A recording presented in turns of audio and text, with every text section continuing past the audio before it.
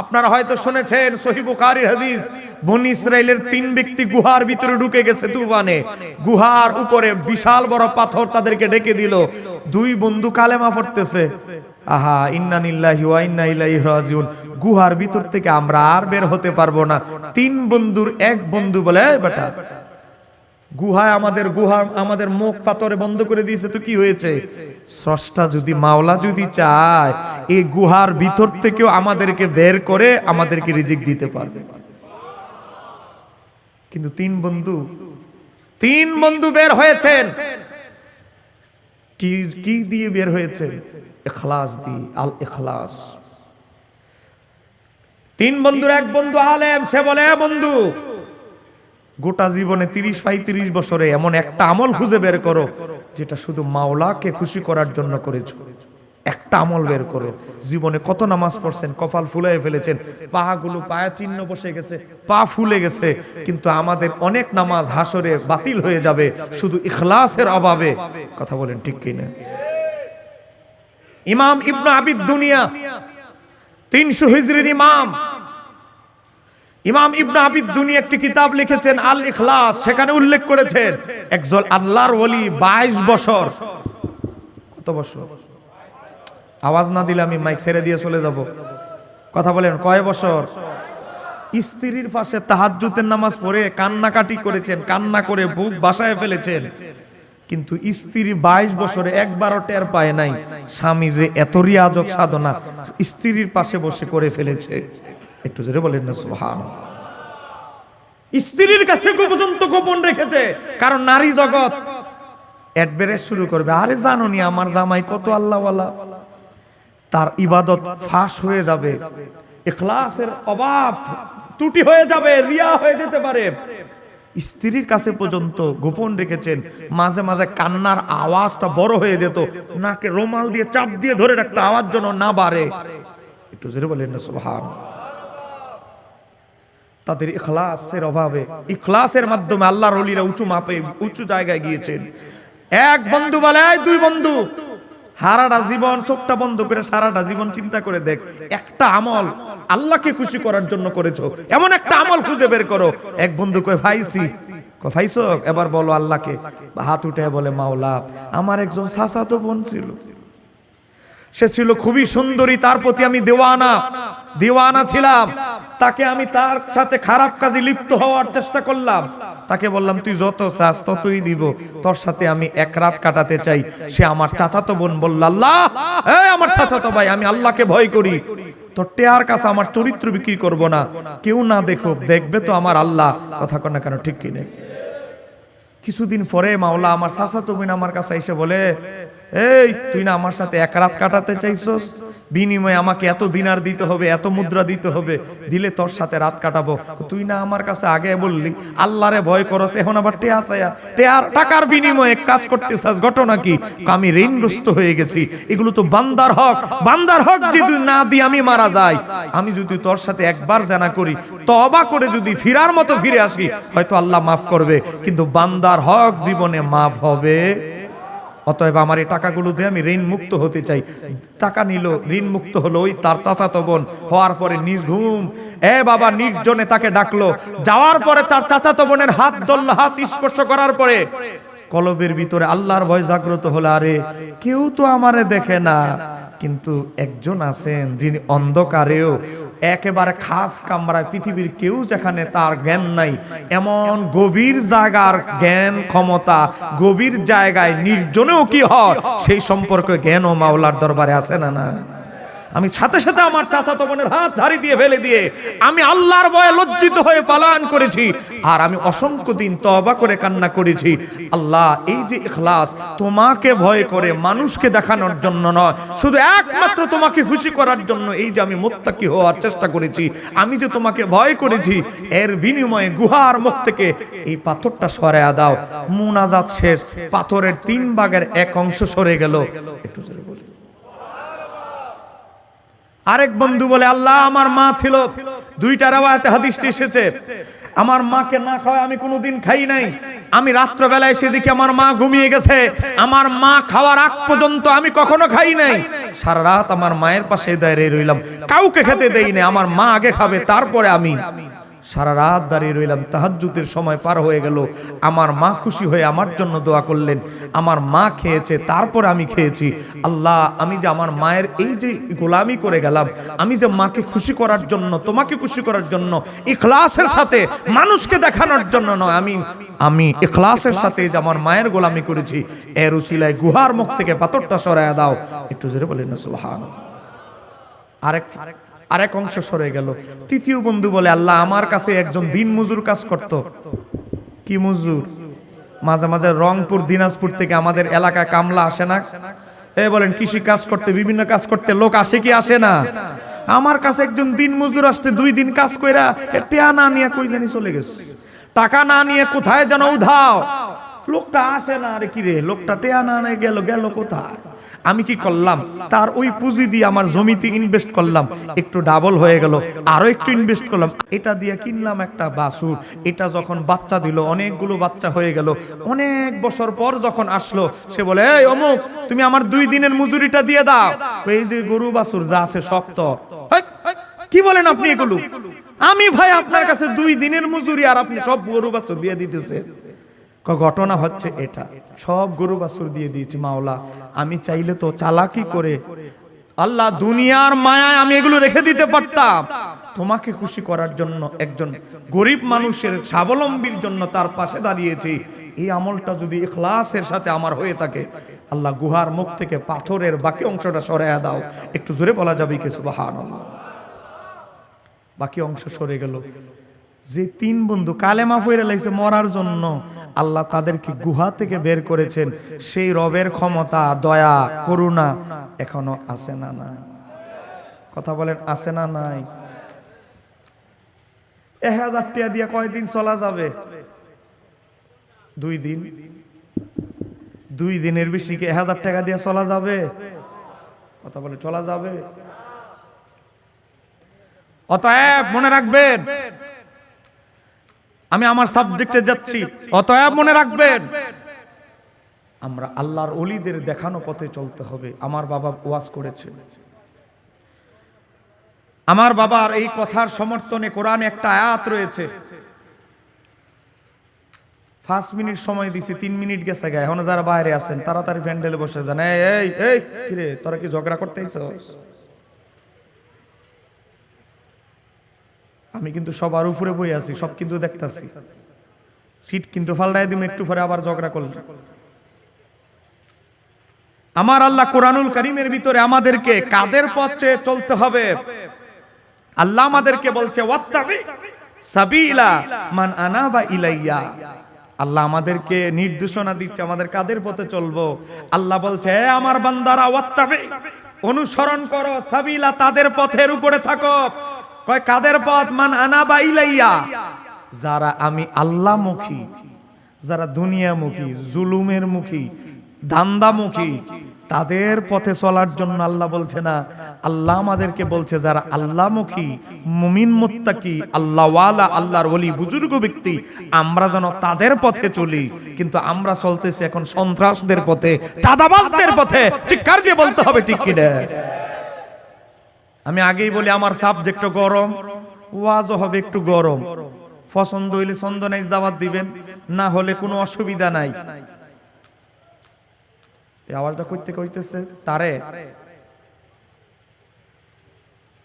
এবার আসেন, এই আয়াতের ব্যাখ্যা করতে গিয়ে আজকে আমাদের কওমি ভাইরা, জামাত ইসলামের ভাইরা, আহলে হাদিস ভাইরা একটা তাফসীর বেশি পড়েন, নাম হচ্ছে তাফসীরে ইবনে কাসির, যার রিয়েল নাম হচ্ছে তাফসীরে কোরআনুল আযীম।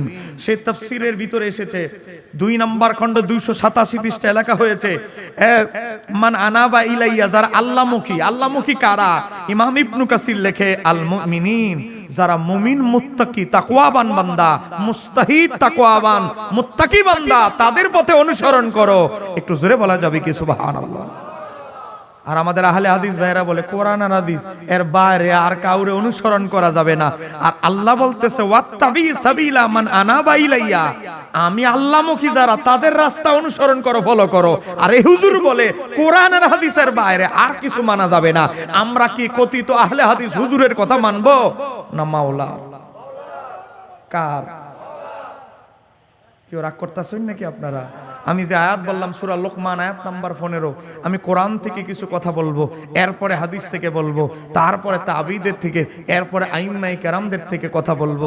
আল্লাহ আমাকে কিছু কথা বলার, আপনাদেরকে ধৈর্য ধারণ করে শ্রবণ করার তৌফিক দান করুক। জোরে বলি না আমিন। আমাকে সাবজেক্ট দেওয়া হয়েছে মাযহাব মানার প্রয়োজনীয়তা। মাযহাব মানি পথ, মাযহাব মানি মত। কার পথ? আমাদের হুজুরের মত পথ? আমি হুজুরের মত পথ না। কাদের মত পথ? যারা মুস্তাহিদ। মুস্তাহিদ কারা? মুস্তাহিদ হতে হলে কমপক্ষে 50টা শর্ত। কয়টা? সবগুলো আমার বইয়ে দিয়ে সিরিয়ালে সব। আমি তো এত শর্ত বলতে পারবো না, শুধু আপনাদেরকে চুম্বক গুরুত্বপূর্ণ অংশ শর্তগুলো বলছি। 1 নাম্বার, আকলবান হতে হবে, বালেগ হতে হবে, ইসলাম তার ধর্ম হতে হবে, মুত্তাকি হতে হবে। এই বিচক্ষণ, পাশাপাশি মুত্তাকি তাকওয়াবান হতে হবে। তাকওয়াবান না হলে দল পূজারি যদি হয়ে যায়, বুঝেন না, দলের হুজুর একটা ভুল ফতুয়া দিছে, আরে কেমনে বাঁচানো যায়, এই চেষ্টা করবে। এজন্য মুস্তাহিদ হওয়ার জন্য অন্যতম শর্ত হচ্ছে মুত্তাকি হতে হবে। তারপরে আদালত, ন্যায়পরায়ণতা থাকতে হবে। ইমাম মালিকের মতে একটা আরবি শব্দের কমপক্ষে 80টা অর্থ জানতে হবে। এগুলো আমি কার কিতাব থেকে বলছি? আল্লামা শাহ ওলিউল্লাহ মুহাদ্দিস দেহলভীর কিতাব আল ইনসাফ, সেই কিতাব থেকে তালিকাগুলো তুলে ধরছি। সেখানে আসেন উলুমুল কোরআন সম্পর্কে জানতে হবে। উলুমুল কোরআন মানে হুজুর হ্যাঁ ডাক্তারি ওষুধ বিক্রি করে, বুঝেন না, হ্যাঁ ফতুয়া দেয়। ইমাম আবু হানিফার মানতে হবে কেন? ইমাম মালিক, ইমাম আহমদ ইবনে হাম্বল, হ্যাঁ ইমাম শাফিরে কেন মানতে হবে? হ্যাঁ ওষুধ বিক্রি করে কাগজ দেখে হ্যাঁ বলে ইমাম আবু হানিফারে কেন মারা দরকার? হ্যাঁ কোরআনের জীবনে কোরআনটাই একবার ভালো করে পড়ে দেখে নাই। হ্যাঁ কেউ আসেনি এমন বাটপার? কথা বলেন না কেন, আছে কিনা? আছে, দেখেন। অথচ কোরআন সম্পর্কে জ্ঞান নাই। কোরআন সম্পর্কে জ্ঞান থাকতে হলে কি করতে হবে?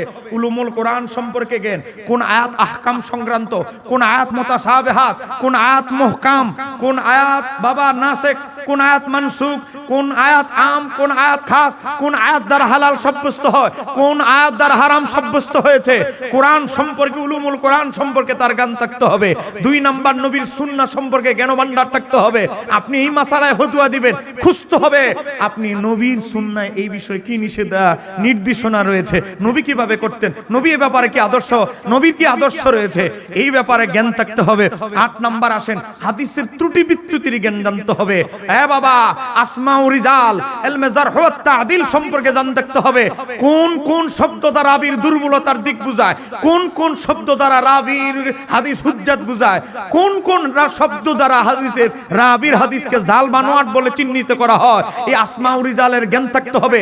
উলুমুল হাদিসের উপরে যত জ্ঞান আছে, হাদিস কিভাবে হাসান হয়, সহিহ হয়, হাসান লিগাইরি হয়, হাসান লিজাতিহি হয়, সহিহ লিগাইরি হয়, সহিহ লিজাতিহি হয়। জয়ীফের ভিতরে আবার অনেকগুলো ক্যাটাগরি আছে। সাধারণ জয়ীফ, অত্যন্ত জয়ীফ, একেবারে অতিরিক্ত জয়ীফ। এখন কোন জয়ীফ মওযু হাদিস হতে পারবে না, মওযু হাদিস সম্পর্কে জ্ঞান থাকতে হবে। এই উলুমুল হাদিসের ত্রুটি বিচ্যুতি, একটা হাদিস শুনলেই খালি আমল করা যাবে না। হাদিসটা সহিহ কিনা, কেন সহিহ, কিভাবে সহিহ, হাদিসটা জয়ীফ কিনা, হাদিসটা কিভাবে জয়ীফ, জয়ীফ হওয়ার মধ্যে এটা ইল্লত কি, ত্রুটি কি, কেন হাদিসটা জয়ীফ হলো, সব জ্ঞান তার থাকতে হবে। তারপরে আসেন 9 নাম্বার, বিধিবিধান সংক্রান্ত, এই আহকাম সংক্রান্ত যতগুলো আয়াত আছে, আহকাম হালাল হারাম সংক্রান্ত যত হাদিস আছে হাদিসের কিতাবে, এগুলো তার কণ্ঠস্থ হৃদয়ে মুখস্থ থাকতে হবে। তারপরে কি থাকতে হবে? আরবি ভাষার উপরে পাণ্ডিত্য থাকতে হবে। আরবি ভাষার সাথে নাহু, সরব, মান্তিক, বালাগাত, ফাসাহাত আরো অনেক কিছু জড়িত রয়েছে, এগুলোর উপরে তার জ্ঞান থাকতে হবে। 11 নম্বর, সাহাবীদের মতভেদ সম্পর্কে তার জ্ঞান থাকতে হবে। আপনি এক সাহাবীর ফতোয়া জানেন না, আউলা জাউলা ফতোয়া দিলেন, আর এক সাহাবীর আমল দেখলেন, আর জমহুর সাহাবীরা এই আমলের ব্যাপারে কি বলে এটা লক্ষ্য রাখতে হবে। কারণ একই মাসালায় সাহাবীদের ভিতর অনেক জায়গায় মতভেদ হয়েছে, আপনি একটা লয়ে এটাই না আর জমহুর সাহাবীদের খেলাফে গেলে হবে না। এজন্য সাহাবীদের মতভেদের জ্ঞান আপনার জানতে হবে। তারপরে কি কিয়াস, কিয়াসের যত যাবতীয় জ্ঞান আছে আপনি উলুমুল উসুলে ফিকহ সম্পর্কে জানতে হবে।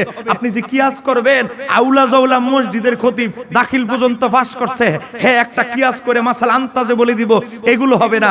বিভিন্ন জায়গায় দেখা যায় হুজুরের প্রশ্ন করছে, উত্তর না দিল তো আবার বেজাল, হুজুর তো মূর্খ। এজন্য কিছু আলেমরা আউলা জাউলা ফতোয়া দেয়। প্রশ্ন করছে, হুজুর আকিকার মাংস মা বাবা খেতে পারবে? না না না, আকিকার মাংস আবার মা বাবা খেতে পারে নাকি? একটু জোরে কোন নাউজুবিল্লাহ।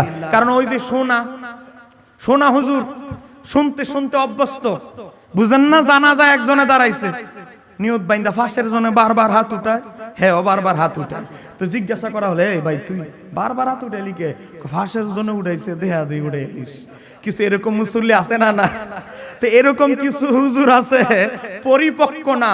আপনি একটা মাসালার ব্যাপারে সমাধান দিবেন, সিদ্ধান্ত দিবেন, তালাকের ব্যাপারে সিদ্ধান্ত দিবেন, হালাল হারাম সংক্রান্ত বিষয়ে সিদ্ধান্ত দিবেন। আর আপনি তো মুস্তাহিদ নন, মুস্তাহিদরা ইজতিহাদ করে যে সিদ্ধান্ত দিয়েছে সেই সম্পর্কে আপনি জ্ঞাত না হওয়া পর্যন্ত নিজ থেকে কোনো সিদ্ধান্ত দেওয়ার ক্ষমতা কোনো আলেমের নাই। চিৎকার দিয়ে বলতে হবে ঠিক কি রে? আমি কিন্তু আগেই কইছি আমার সাবজেক্টটা অনেক কঠিন। এই সাবজেক্টে ওয়াজ ও সব বক্তা করবে না, আবার এই সাবজেক্ট হৃদয়ে ব্রেইনে ধারণ করাটাও একটু কঠিন। আপনাকে বিরক্ত হচ্ছেন নাকি? আমি আর কিছু কথা বলতে পারবো? বুঝবেন, মাযহাব মানি মত পথ। কাদের মত পথ? মুস্তাহিদরা গবেষণা করে যে একটা রেজাল্ট আউট করে মত দেয়, ওই মতের উপরে আমল করার নাম মাযহাব। তাহলে মুস্তাহিদ কারে বলে? এই যে দেখেন, মুস্তাহিদের শর্ত বলতেছি, 50টা পর্যন্ত তো যাইতে পারবো না, কারণ টাইম আমার হাতে আছে আর 40 মিনিট। এবার আসেন, মুস্তাহিদ হতে হলে কি করতে হবে? 14 নম্বর ইখলাসুন নিয়ত। ইখলাসুন নিয়ত, দল স্বজন প্রীতি থাকা যাবে না। বুঝেন না?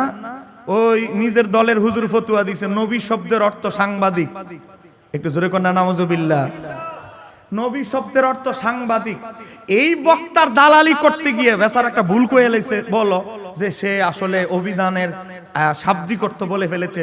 পারিভাষিক ভাবে সে নবী কাকে বলে এটা সে বুঝাইতে পারে নাই, এটা সে মিস্টেক হয়ে গেছে, ঠিক আছে না?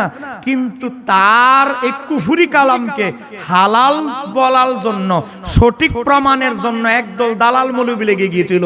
গোটা বাংলাদেশের সমস্ত মৌলবীদের, ওই দালাল মৌলবী সমর্থকদের আমি চ্যালেঞ্জ দিয়েছি, নবী শব্দের অর্থ সাংবাদিক না।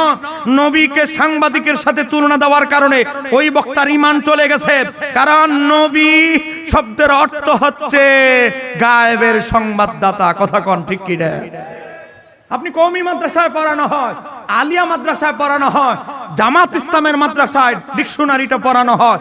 আল মুনজিদ, সে আল মুনজিদ কিতাবের ভিতরে লেখা হয়েছে নবী শব্দের অর্থ, নবী কাকে বলে?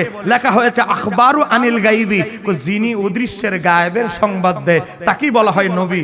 একটু জোরে কন্যা মারহাবা। 366 পৃষ্ঠা আল মুনজিদ অভিধানে দেখো, ইমাম কাস্তালানি জগৎ বিখ্যাত নবীর সিরাতের কিতাব আল মাওয়াহিবুল্লাহ দুনিয়া, সেকারের ভিতরে ইমাম কাস্তালানি লেখেন, কোন নবী মানে মাখুজাতুন মিনান নাবা, নাবা শব্দ থেকে নির্গত, ও হুয়াল খাবারু, এর অর্থ হচ্ছে সংবাদ। কিসের সংবাদ? হ্যাঁ, খালি সংবাদ পড়ছে। নবী সংবাদ দেয় আর সাংবাদিকরাও সংবাদ দেয়, মিলে গেছে তো? নবীও সাংবাদিক, সাংবাদিকরাও নবী হয়ে গেছে। একটু জোরে বলেন না নাউজুবিল্লাহ। আরে বাবা, সাংবাদিকরা দেয় নিজের বানানো সংবাদ, আর নবীরা দেয় অদৃশ্যের গায়েবের আল্লাহ প্রদত্ত সংবাদ। কথা বলে, তাহলে দুই সংবাদের কি একসাথে তুলনা দিলে হবে? আপনাদের চন্দনা এসে মাইক দিয়া বলে একটি সুখ সংবাদ। মাঝে মাঝে মানুষ মারা গেলে বলে কি বলে না? তো এই বেচারাও একটা সংবাদ দেয়। এখন তারে নবী বললে ঈমান থাকবে? সংবাদ দিলে বাট্টা কিসের? এরা অভিধান পড়ছে, অভিধান এক পাতা পড়ছে। অভিধানের পরিপূর্ণ বুঝতে হলে পুরাপুরি পড়তে হবে। মনে করেন 271 পৃষ্ঠা পড়ছে। আজ থেকে 20 বছর আগে আমাদের গ্রামগঞ্জে হাতুড়ে ডাক্তার থাকতো। আমার বাজানে একজন ডাক্তার, বাজানের সাথে আমি 6 মাস কাটাইলাম।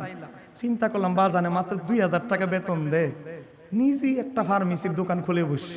6 মাস থাইকা অর্ধেক শিক্ষা বই কয়েকটা নিয়ে আইসা শুরু করে দিছি এলাকায় ডাক্তারি, যেটা আজ থেকে 15-20 বছর আগে চলতো।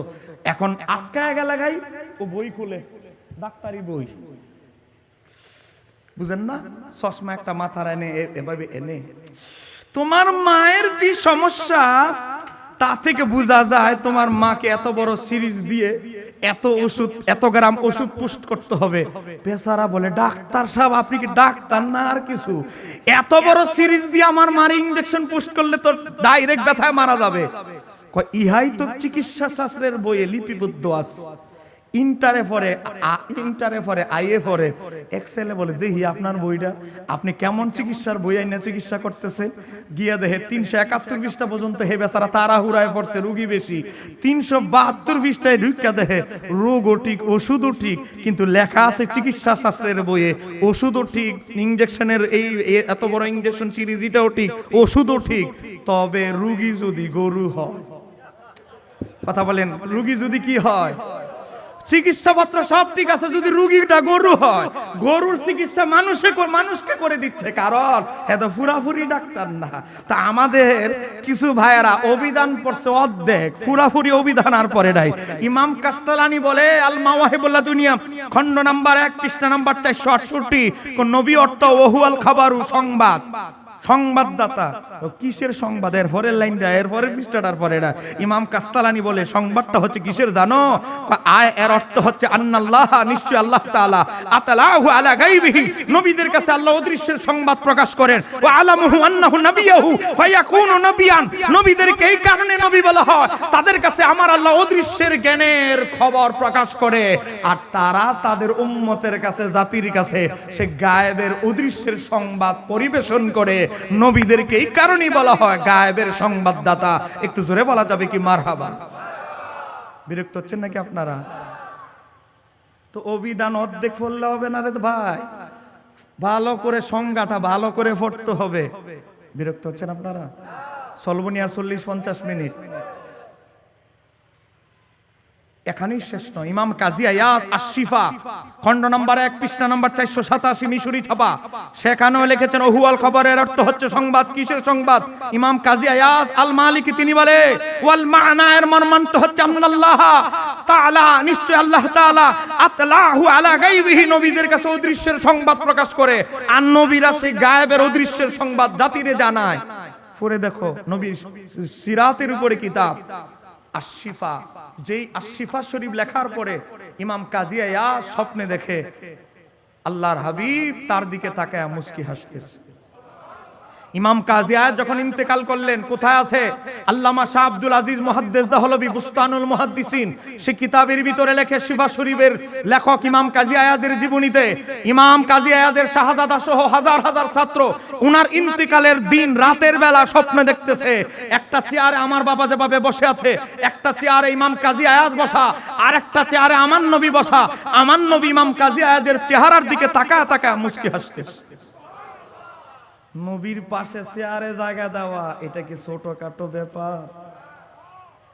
অসংখ্য ব্যক্তিরা প্রশ্ন করি, ইয়া রাসূলুল্লাহ, ইমাম কাজী আয়াজের কি এমন আমল আপনার দরবারে সবচেয়ে বেশি মকবুল হয়েছে? আমার নবী বলে, ইমাম কাজী আয়াজ আমি নবীর জীবনীর উপরে আশ-শিফা শরীফ লেখে আমি নবীর দিলকে খুশি করে ফেলেছে। ঠিক কার দিয়ে বলা যাবে কি ইয়া রাসূলুল্লাহ? সেই ইমাম কাজী আয়াজের কিতাবের ভিতরে লিখতেছে আশ-শিফা শরীফে, নবী শব্দের অর্থ অদৃশ্যের গায়েবের সংবাদদাতা। আর হ্যাঁ, সংবাদদাতার লগে তুলনা দিয়া নবীরে ঠেল্লা সাংবাদিক বানাইতে যে চায়, এদের ঈমান কি শুদ্ধ আছে? কেউ রাগ করতেছেন নাকি? আমি আগে বলছি, আমার কথাগুলো একটু গরম। আমি একমাত্র ব্যক্তি স্পষ্ট ভাষায় আকীদার ওয়াজ করি। আমার দাওয়াত কমে যাক, কোনো অসুবিধা নাই, দরকার হলে মাসে 20টা করব, কিন্তু হক কথা বলতে হবে। কারণ এজিদি ফিতনা চতুর্দিকে। এবার ইলেকশনে বোঝা গেছে এজিদের সদস্যরা কত সংখ্যায় আছে বাংলাদেশে। এই কথা বলে না কারণ ঠিক কি রে? আজকে যারা মুহররম মাস আসলে এজিদকে রহমাতুল্লাহ আলাইহি বলে, ভোট থেকেই বোঝা যায় তাদের সংখ্যা কমতেছে না বাড়তেছে?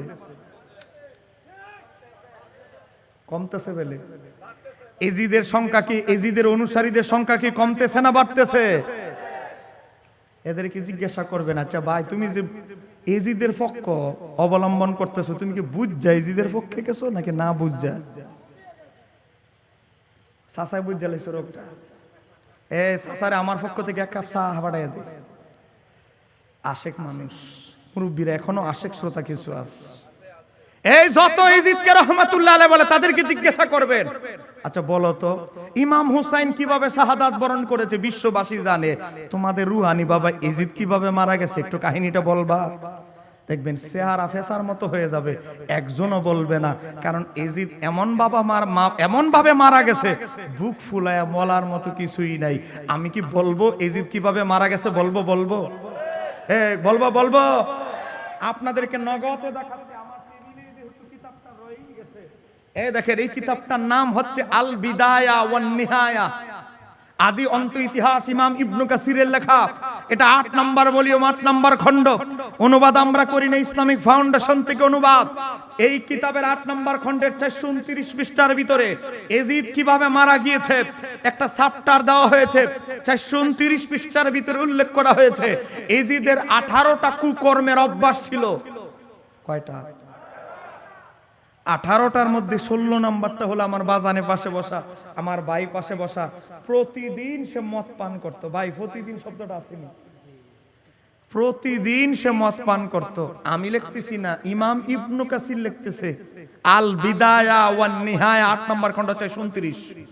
এখন আপনারা বলেন যে এজিদ প্রতিদিন মদের বোতল, যার না হলে জীবন চলতো না, তার নামের আগে যারা রহমতুল্লাহ আলাইহি বলে, শেষে যারা রহমতুল্লাহ আলাইহি বলে, আগে যারা হযরত বলে, আমাদের সন্দেহ হয় এই শায়েখরা, এই হুজুররাও হয়তো গোপনে খাইতে পারে।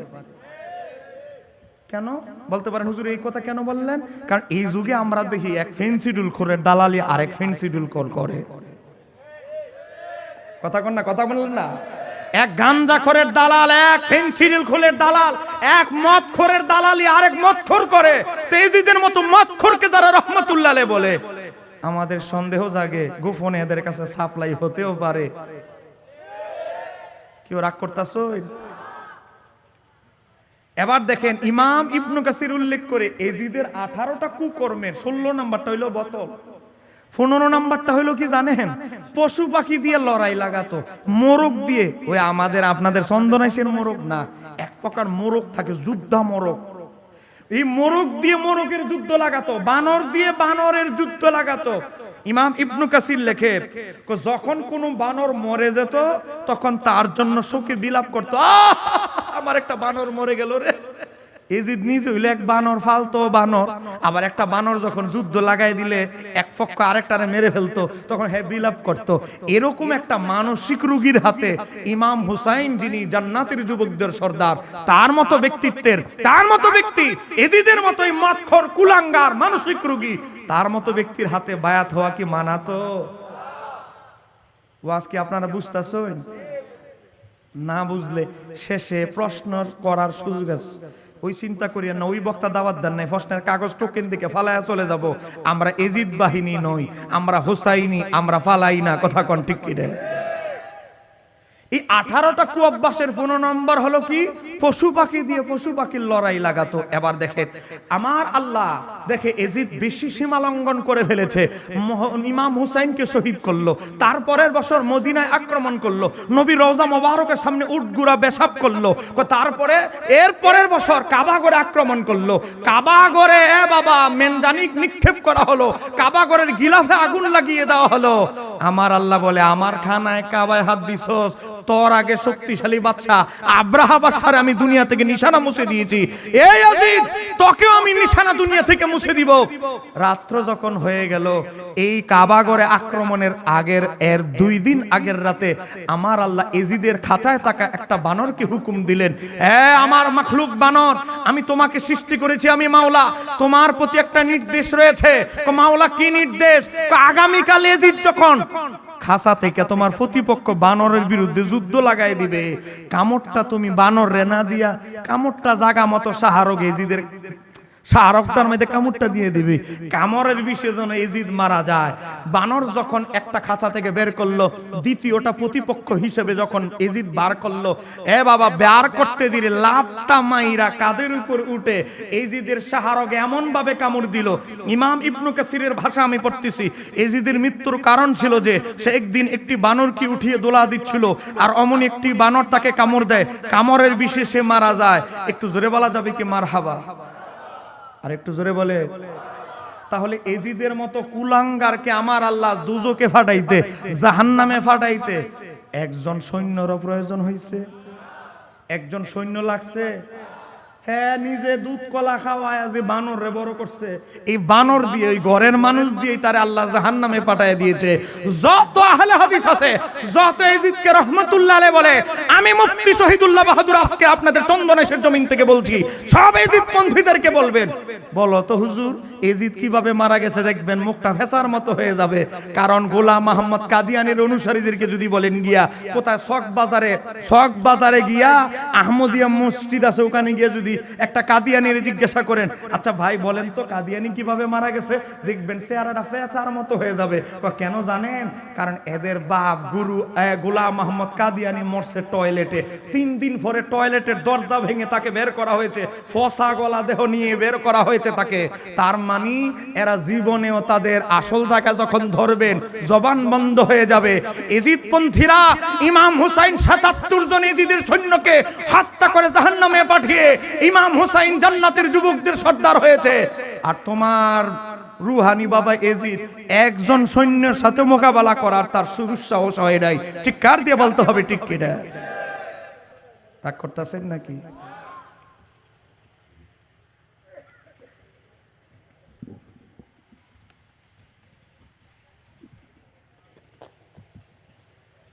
এবার আসেন,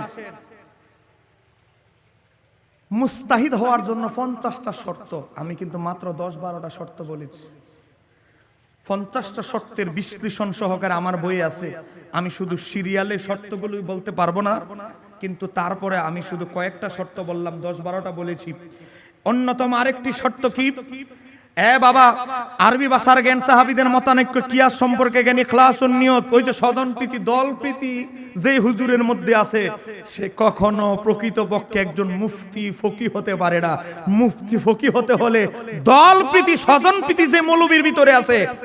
একটু আগে ফতুয়া দিছে তালাক হয়ে গেছে, তোমার বউ আর নাই, বান্ডেল একটা 20,000 টাকা ডুয়াই লাইছে, না তোমার বউ এখনো তোমার আছে, ব্যবস্থা করে দেওয়া যাবে। এরকম হুজুরও আমাদের দেশে আছে না নাই? কি রাগ করতেছ?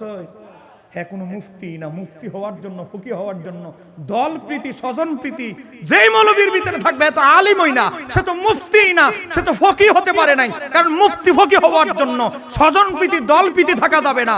কথা কন না কেন? ঠিক কি রে? এবার আসেন ইমাম আহমদের মতে।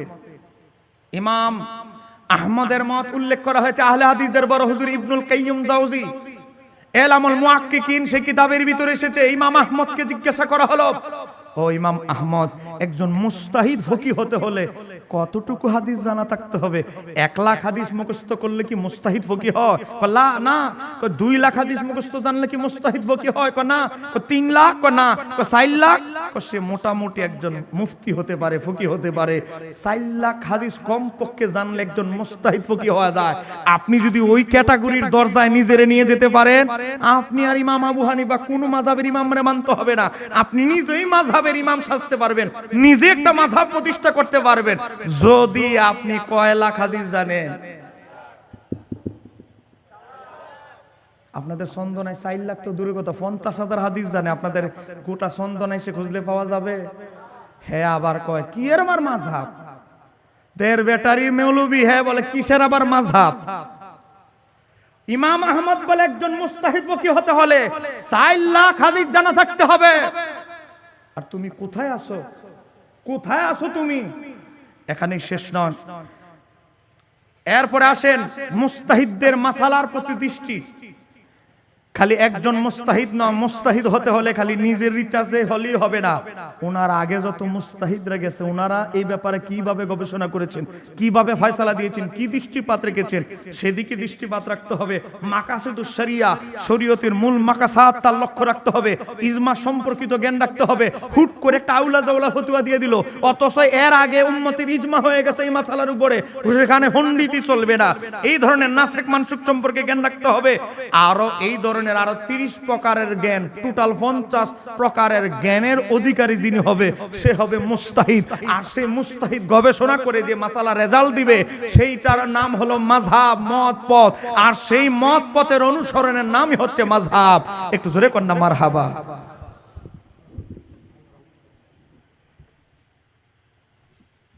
আমার বাজানকে আগায় দিয়ে আসেন, গাড়িতে উঠে দিয়ে আসেন।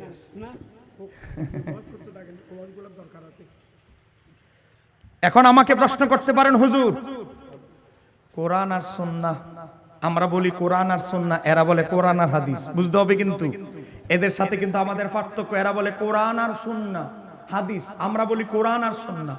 কোরআন আর সুন্নাহের বাইরে গিয়ে মাযহাবের ইমামদের মতামত গ্রহণ করা যাবে কিনা এরা বলে এটা শিরিক। আল্লাহ ছাড়া, আল্লাহর রাসূলের দেখানো পথ ছাড়া আর কারো ব্যক্তি কোনো মত, কোনো ব্যক্তির মত, কোনো মুস্তাহিদের মত, কোনো ইমামের মত অনুসরণ করা শিরিক। একটু জোরে বলতে হবে নাউজুবিল্লাহ। আমি আপনাদেরকে সহজভাবে বলছি, আসুন কোরআনে আল্লাহ আমাদেরকে কি বলছে। সূরা নিসা আয়াত নাম্বার 59 59 আমার আল্লাহ বলছে, ইয়া আইয়ুহাল্লাযীনা আমানু, হে ঈমানদারগণ, আতিউল্লাহ অনুগত করো আমি আল্লাহর, ওয়া আতিউর রাসূলা অনুগত করো আমার হাবিবের। এতটুকুই শেষ নয়, যেমনটা আমার আহলে হাদিস ভাইয়েরা বলে। এরপরে আমার আল্লাহ বলে, ওয়া উলিল আমরি মিনকুম, তোমাদের মধ্যে যারা আদেশদাতা, আমার বান্দারা, তাদেরকেও ফলো করো। হুকুম কার? হুকুম কার? সূরা নিসা আয়াত নাম্বার 59। এবার দেখেন তাহলে কি বোঝা গেল। এবার এই আয়াতের ব্যাখ্যায় দেখি, কোরআন নাজিল হতে আমরা কেউ দেখি নাই। কোরআন নাজিল হতে দেখেছেন সাহাবায়ে কেরাম। বলেন, কোরআন নাজিল হতে কি আমরা দেখছি না সাহাবীরা দেখেছে? রাগ করতেছেন নাকি? আমি তো আগেই বলছি আমার সাবজেক্টটা কিন্তু অনেক কঠিন, আপনাদের সারা পাওয়াটা এটা একটু জটিল হবে। কোরআন নাজিল হতে কোন আয়াতটা কোন ঘটনার কারণে নাজিল হয়েছে এটা আমরা চেয়ে 1000 গুণ বেশি জানে সাহাবায়ে। সাহাবীদের ভিতরে আবার সবচেয়ে বড় মুফাসসির, তার নাম হলো আব্দুল্লাহ ইবনে আব্বাস। হযরতে আব্দুল্লাহ ইবনে আব্বাস এই আয়াতের তাফসীর করে, উলিল আমরি মিনকুম কি হযরতে আব্দুল্লাহ ইবনে আব্বাস বলে, আহলাল ফিকহি ওয়াদ দ্বীন, দিনদার তাকওয়াবান যারা, মুস্তাহিদ ফকি, ইলমে ফিকহ জ্ঞানের অধিকারী যারা, তাদেরকে বলা হয় মুস্তাহিদ ফকি। কোরআন আর সুন্নাহের পরে মুস্তাহিদ ফকিদের ব্যাখ্যার উপরেও আমল করো। একটু জোরে বলা যাবে কি সুবহানাল্লাহ? আমি বলতেছি না, হযরত আব্দুল্লাহ ইবনে আব্বাস তাফসীর করছে। এই তাফসীর কোথায় এসেছে? ইমাম হাকিমের আল মুস্তাদরাকের 423 পৃষ্ঠা 423 নম্বর হাদিস, তাফসীর ইবনে আবি হাতিমের 5534 নম্বর হাদিস।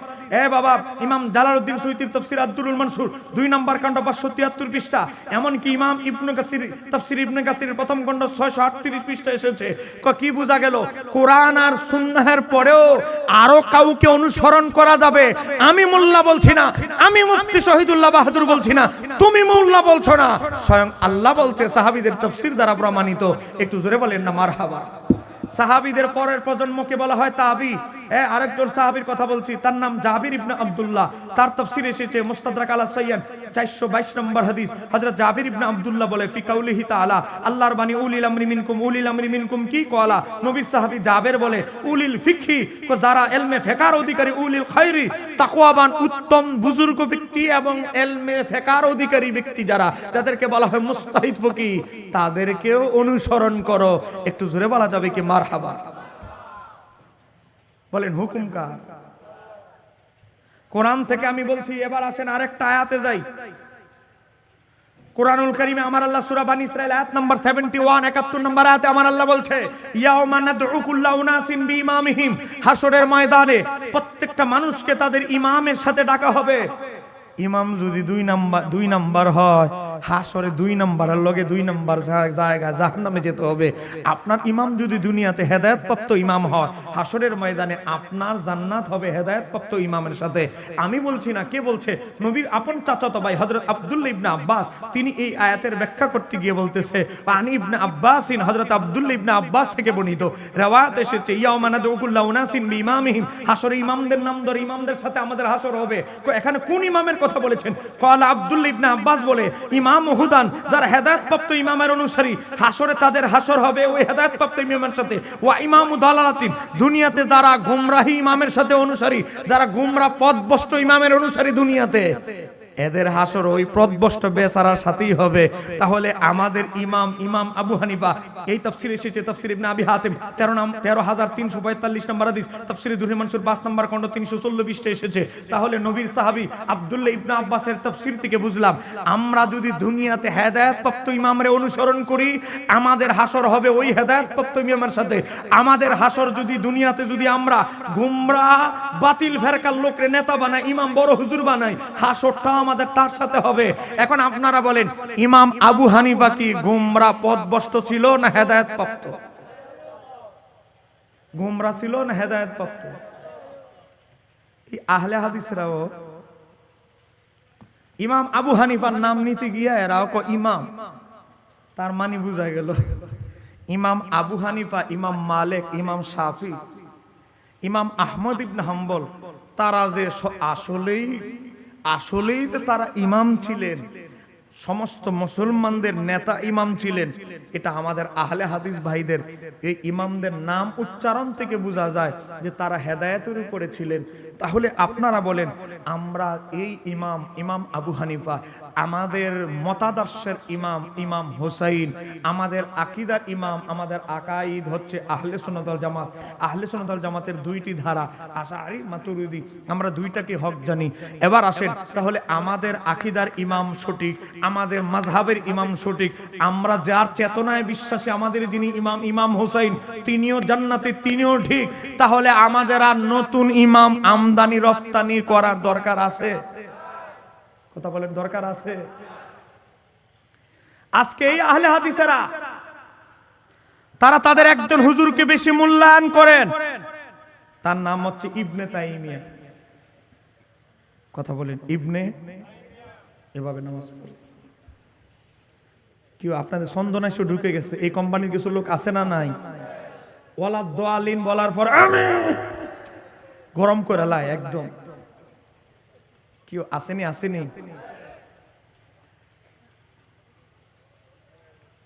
তারাবি কয় রাকাত? আর এরা কয় রাকাত? চুরি করতে তারাবি নামাজ চুরি, সবে বরাত চুরি, সব চুরি করতে এখন কাফনের কাপড়ও চুরি করা শুরু করে দিয়েছে। বিশ্বাস হয় না আপনাদের? দেখাচ্ছে আপনারা। কথা বলেন, কয় কাপড়? পুরুষ মারা গেলে কয় কাপড়? মহিলা, পুরুষ, এটাকে নতুন মাসলা বলতেছি না পুরাতন? আর এরা কয় না, মহিলা মারা গেল 3 কাপড়, পুরুষ মারা গেল 3 কাপড়। তাহলে মহিলাদের কাপড় কয়টা চুরি করলো? এখন নামাজ চুরি করতে সবে বরাত তারাবি নামাজ চুরি করতে এখন মহিলাদের কাফনের কাপড়ে পর্যন্ত চুরি করা শুরু করে দিয়েছে। এজন্য আমি আগে বলতাম নামাজ চোর আহলে হাদিসেরা, এখন বলি এরা মহিলাদের কাফনের কাপড় চোর। বিরক্ত হচ্ছেন আপনারা? আর 20 মিনিট চলবে? 1 ঘন্টা না, 20 মিনিট চলবে তো ইনশাআল্লাহ।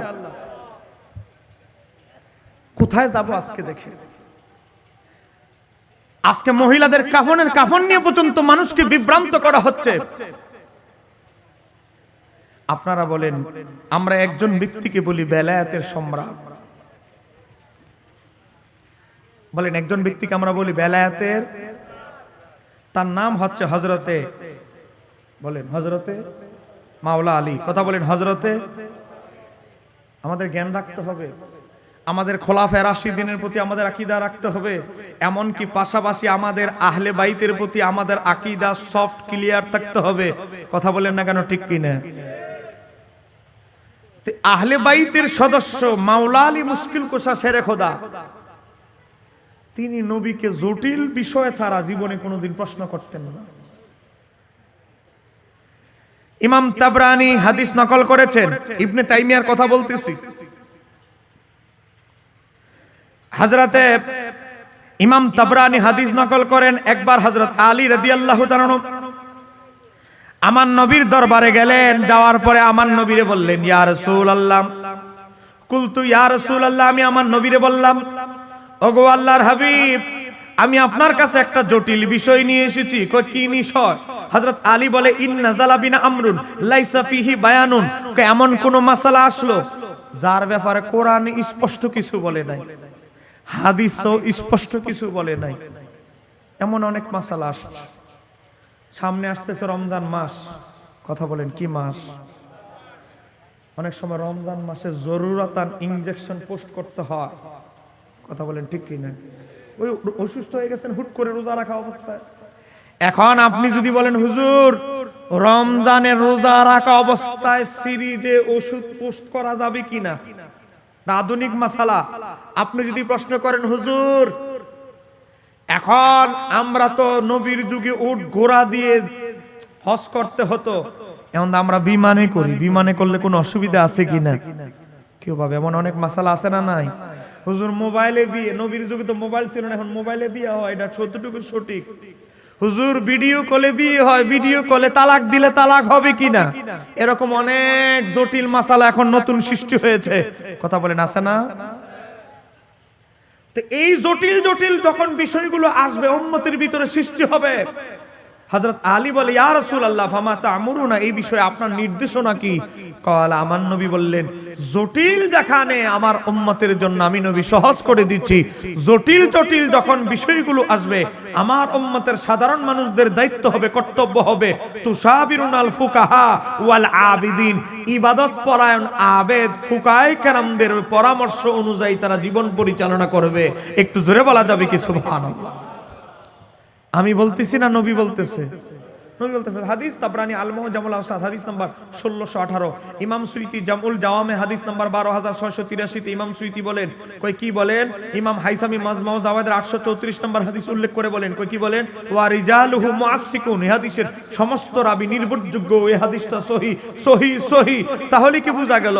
জটিল কোন মাসালা যখন আসবে তখন সাধারণ মানুষদের কাজ হলো মুস্তাহিদ ফকি যারা, তারা যেভাবে কোরআন সুন্নাহ রিসার্চ করে তারা সহজভাবে আমরা আমল করার জন্য তারা আমাদেরকে একটা রাস্তা দেখায় দিয়ে গেছে। ওই রাস্তাটার নাম হলো মাযহাব। ওই তাদের মত গবেষণাকৃত পথ রাস্তার উপরে আমল করার নাম হলো মাযহাব। ইমামরা কষ্ট করে আমাদেরকে মাযহাবের রাস্তা দেখিয়ে গেছেন, সহজ পথ দেখিয়ে গেছেন, আমাদেরকে গোমরা করার জন্য নয়, আমরা যেন শত বিভক্তিতে না গিয়ে আমরা যেন সহজেই আমল করতে পারি। রিসার্চটা করে গেছে তারা, আমরা শুধু তাদেরকে এই রিসার্চটাকে গ্রহণ করে মতটাকে নিজের জীবনে বাস্তব জীবনে আমল শুধু করব, কষ্ট করে গেছেন তারা। এজন্য ইমাম আবু হানিফা স্বপ্নে মাওলাকে 100 বার দেখেছেন। কয়শো বার? ফাতওয়ায়ে শামী প্রথম খণ্ড 99 পৃষ্ঠা আসছে, 99 বার দেখেছে। আর ইমাম শায়খ আব্দুল হক মুহাদ্দিস দেহলভী সাইফুল মুকাল্লিদিনের ভিতরে লিখেছেন 100 বার স্বপ্নে দেখেছেন। যে ইমাম আবু হানিফা 100 বার আল্লাহকে স্বপ্ন দেখেছেন, আপনারা বলেন উনার প্রতি কি আল্লাহ খুশি না রাগ? খুশি ছিল না রাগ ছিল? আল্লাহ সন্তুষ্ট ছিল কি ছিল না? না হলো তো 100 বার দেখার কথা না। ইমাম আহমদ ইবনে হাম্বল শত শতবার আল্লাহকে স্বপ্ন দেখেছেন। আমার বাবারা ভাইরা, ইমাম শাফি দেখেছেন। এই যে বড় বড় ওলি আল্লাহরা দেখেছেন, তারা যদি এত সাধনা এত রিয়াজত করে, ইমাম আবু হানিফার ছাত্র মিসআর ইবনে কিদাম বলে, আমি ইমাম আবু হানিফার সাথে দেখা হয়েছে রমজান মাসে। কোন মাসে? হযরত ইমাম আবু হানিফা উমরা করতে আসছে রমজানে। আমি দেখেছি উনি কাবা ঘরের সামনে এক হাতে এক পায়ের উপরে ভর দিয়ে আরেক পাকে হালকা করে গোটা কোরআন তিনি খতম দিয়ে ফেলেছেন। আবার আরেক পায়ের উপরে ভর দিয়ে গোটা কোরআন তিনি খতম দিয়ে ফেলেছেন। 2 রাকাতে 2 কোরআন খতম দিয়ে ফেলেছেন। যেই ইমাম আবু হানিফার ব্যাপারে ইমাম ইবনে কাসির আল বিদায়া ওয়ান নিহায়া কিতাবের ভিতরে লেখে, ইমাম আবু হানিফা ইশারের নামাজের ওযু দিয়ে ফজরের নামাজ আদায় করেছেন 40 বছর। একটু জোরে বলেন। ওনাদের আহলে হাদিসদের বড় হুজুর ইবনে কাসির তার আল বিদায়া ওয়ান নিহায়া 14 নম্বর খণ্ডে উল্লেখ আছে। নিজেদের কিতাবটা একটু ভালো করে পড়। ইমাম আবু হানিফার বিরুদ্ধে কথা বলার আগে নিজেদের হুজুরের কিতাব ভালো করে পড়ো। আজকে তারা মানুষকে মাযহাবের বিরুদ্ধে কুযুক্তি দিয়ে ইবনে তাইমিয়ার মতাদর্শ পালন করতে চায়, অথচ ইবনে তাইমিয়া নিজেই মাযহাব মানত। ইবনে তাইমিয়ার একজন ছাত্র ছিল, তার নাম হচ্ছে ইমাম ইবনে কাসির। তিনি 14 খণ্ডে একটা ইতিহাসের কিতাব লিখেছেন, নাম দিয়েছেন আল বিদায়া ওয়ান নিহায়া। সেই কিতাবের ভিতরে ইমাম ইবনে কাসির লেখে, ওনার উস্তাদের ব্যাপারে লিখতেছে, আমার উস্তাদ ইস্তাগালু মশগুল থাকতেন আলা মাজহাবিল ইমামি আহমদ, আমার উস্তাদ ইবনে তাইমিয়া হাম্বলি মাযহাব ইমাম আহমদ ইবনে হাম্বলের মাযহাব নিয়ে মশগুল থাকতেন, ফতোয়া দিতেন, মাসালা মাসাইল বর্ণনা করতেন। একটু জোরে কর না মারহাবা। আল বিদায়া ওয়ান নিহায়া এই কিতাবের ভিতরে এসেছে। এখন আপনারা কোন ইবনে তাইমিয়ার ছাত্র ইমাম ইবনে কাসির বলে আমার ওস্তাদ নিজেই মাযহাব মানতো হাম্বলি মাযহাব, আর আজকে দের ব্যাটারি মৌলবি ইবনে তাইমিয়ার নাম বিক্রি করে খায়। এক আবার মাযহাব আবার কিসের? অন্ধ কারো মুরিদ হওয়া যাবে না, অন্ধ কারো মুকাল্লিদ মাযহাব মানা যাবে না, অন্ধ মাযহাব মানা শিরিক। তাহলে অন্ধ মাযহাব মানা যদি শিরিক হয়, সবার আগে তো শিরিকের ফতোয়াটা তোমাদের বড় হুজুর ইবনে তাইমিয়ার দিকে যাবে, সবার আগে যাবে ইমাম ইবনে কাসিরের দিকে। কারণ ইমাম ইবনে কাসিরের এই যে কিতাব আমার কাছে আছে, এই কিতাবের ভিতরে কবারের মধ্যে ডাইরেক্ট উল্লেখ করা হয়েছে ইমাম ইবনে কাসিরের এই তাফসীরে ইবনে কাসিরের ভিতরে যে কি ইমাম ইবনে কাসির তিনি ছিলেন আশ-শাফি, তিনি ছিলেন শাফি মাযহাবের অনুসারী। তাহলে ইমাম ইবনে কাসিরের মতো ব্যক্তি শাফি মাযহাবের অনুসারী, ইমাম যাহাবীর মতো ব্যক্তি যার আসমা ও রিজালের কিতাব না করলে হাদিস সহিহ জয়ীফ নির্ণয় করা যায় না, তিনি যদি হাম্বলি মাযহাবের অনুসারী হয়, ইবনে তাইমিয়ার মতো লোক যদি হাম্বলি মাযহাবের অনুসারী হয়, গাউসু বাকের মতো লোক যদি হাম্বলি মাযহাবের অনুসারী হয়, খাজা গরিবে নওয়াজের মতো ব্যক্তি যদি হানাফি মাযহাবের অনুসারী হয়, মুজাদ্দিদ আল-ফিসানির মতো ব্যক্তি যদি হানাফি মাযহাব অনুসরণ করতে হয়, ও বাবা, ইমাম বুখারী, মুসলিম, আবু দাউদ, তিরমিজি, নাসাই, ইবনে মাজাহ তারা নিজেরাই মুস্তাহিদ ছিলেন, আবার মাযহাবের ইমামদের ফতোয়াগুলো নজর রাখতেন। তাহলে সিয়াসিত্তার 6 ইমাম বুঝলো না কোনটা সঠিক, সাইর তরিকার 4 ইমাম বুঝলো না কোনটা সঠিক। এ মুসলমান, আজকে হঠাৎ করে কিছু লোক বের হয়েছে মাযহাব মানা শিরিক। কিছু বাটফার আছে না নাই? কথা বলেন আছে না নাই? আজকে অবাক লাগে তারা যাদের কিতাব থেকে দলিল দেয়। ইবনে বাজ ওই 2 চোখ 1 চোখ কানা পরে দ্বিতীয় চোখটাও চলে গেছে। এই ইবনে বাজ কিছুদিন আগে মারা গেছে, সৌদি আরবের গ্র্যান্ড মুফতি। তার ফতোয়ার কিতাবের ভিতরে লিখেছে আমার মাযহাব হলো হাম্বলি। ইবনে উসাইমিন এদের আরেকজন দালাল, সৌদি আরবের বড় আহলে হাদিস, সে তার ফতোয়ার ভিতরে লিখেছে আমার মাযহাব হাম্বলি। এখানেই শেষ নয়, এদের আরেকজন শায়েখ হলো নাসিরউদ্দিন আলবানী, গরির মেকানিক ছিল নাসিরউদ্দিন আলবানী। আমি বলতেছি না, এরা এদের জীবনের কিতাবে লিখেছে আলবানীর হাদিসের কোন উস্তাদ নাই, কোন মুহাদ্দিসের দরসে এসে বসে নাই, এই গরি মেকানিক করতো, হুট করে এসে মুহাদ্দিস বনে গেছে, হুট করে মুহাদ্দিস দাবি করে বসেছে। সেই নাসিরউদ্দিন আলবানীর জীবনীতে এসেছে সে তার গোটা জীবনে শেষের কিছু বছর ছাড়া গোটা জীবন সে ছিল হানাফি। গোটা জীবন সে ছিল কি? হানাফি। তার বাপও ছিল হানাফি, তার বাপ হানাফি ছিল, তার বাপ হানাফি, তার উস্তাদ, তার দাদা উস্তাদ, তার সব হানাফি। আর এখন আলবানীর দোহাই দিয়ে আজকে মাযহাবের বিরুদ্ধে কথা বলে। আবার আমরা যখন বলি আলবানী তো সবে বরাতের হাদিসকে সহিহ বলছে, না না না, আমরা কি আলবানীর মাযহাব মানি নাকি? আলবানীরে মানি না, এনে আবার আলবানীরে মানে না। কত বড় বিশ্ববাটপার চিন্তা করেন। আল্লাহ আমাদের এই ধরনের প্রতারকদের থেকে আমাদেরকে হেফাজত করুক। একটু জোরে বলেন আমিন, আর একটু জোরে বলেন আমিন। সম্মানিত হাজিরিন, আপনারা আমারে বলতে পারেন হুজুর কোরআন হাদিস আছে, আবার মাযহাবে যাওয়ার কি দরকার? আমাকে আপনারা প্রশ্ন করতে পারেন, আমি আপনাদেরকে বলবো, আমরা কেউ রিক্সা চালাই, কেউ মুদির দোকানদার, কেউ ফার্মেসিতে ওষুধ বিক্রি করি, কেউ কোর্টে চাকরি করি, কেউ উকিল, কেউ ব্যারিস্টার, কিন্তু আমরা তালাকের মতো জটিল জটিল দিনের সূক্ষ্ম যতগুলো বিষয় আছে, এগুলো আমরা নিজের যোগ্যতা বের করার মতো সক্ষমতা নাই। বের করার সক্ষমতা মানে ওই যে একটু আগে বললাম 50টা গুণ, ওই গুণের অধিকারী হওয়া, এই গুণগুলো আমাদের ভিতরে নাই।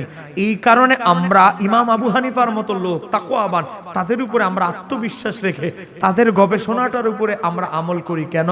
কারণ তারা শত শত সাহাবীদের ছাত্র, শত শত হাজার হাজার তাবিঈদের ছাত্র। ইমাম আবু হানিফা 4000 ওস্তাদ থেকে দিন শিখেছেন। একটু জোরে বলা যাবে কি সুবহানাল্লাহ? কয় হাজার? আপনি কয়জন ওস্তাদ থেকে দিন শিখেছেন? ইমাম আবু হানিফা 1000 ওস্তাদ থেকে হাদিস শিখেছেন। ইমাম বুখারী আর ইমাম আবু হানিফা 4000 ওস্তাদ থেকে হাদিস, ইলমে ফিকহ, বিভিন্ন আকীদার ইলম শিখেছেন। তাহলে তারা ইমাম আবু হানিফা 17 জন সাহাবীর জিয়ারত লাভ করেছেন। আপনি কয়জন সাহাবীর দেখেছেন? তাহলে ইমাম আবু হানিফার মতো ব্যক্তি 400 মুফতির নিয়ে 4000 ছাত্রদেরকে নিয়ে তিনি গবেষণা করে মাযহাবের বোর্ড গঠন করেছেন। একা ইমাম আবু হানিফা ফতোয়া দেয় নাই, অনেক এমন আমাদের অনেক মাসালা আছে আমরা ইমাম আবু হানিফার ছাত্রের আরেক ছাত্রের মানি, আবার আরেক ছাত্রের মানি।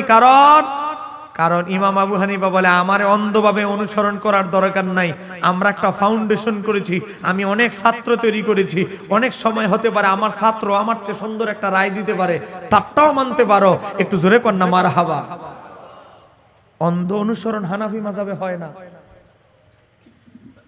এটা চা দাও। অন্ধ অনুসরণ হানাফি মাযহাবে নাই।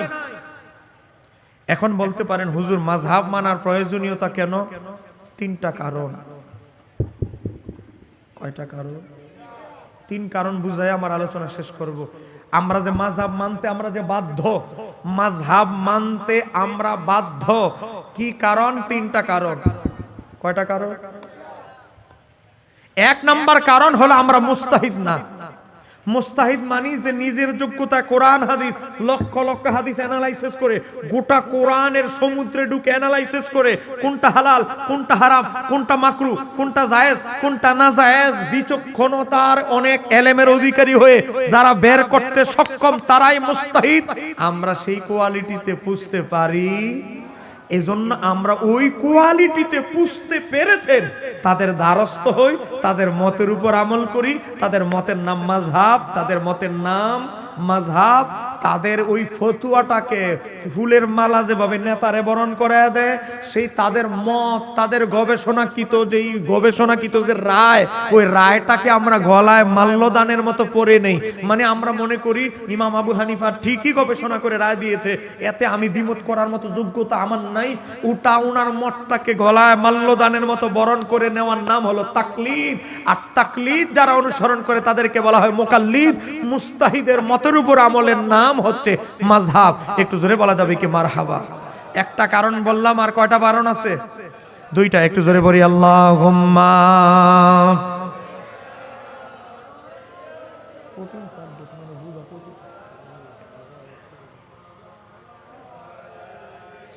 সাইয়্যিদিনা আল্লাহ তুমি দয়া করো, নসিব করো মদিনা, মোদের সালাম পৌঁছে দিও ওই যে সোনার মদিনা। আল্লাহুম্মা।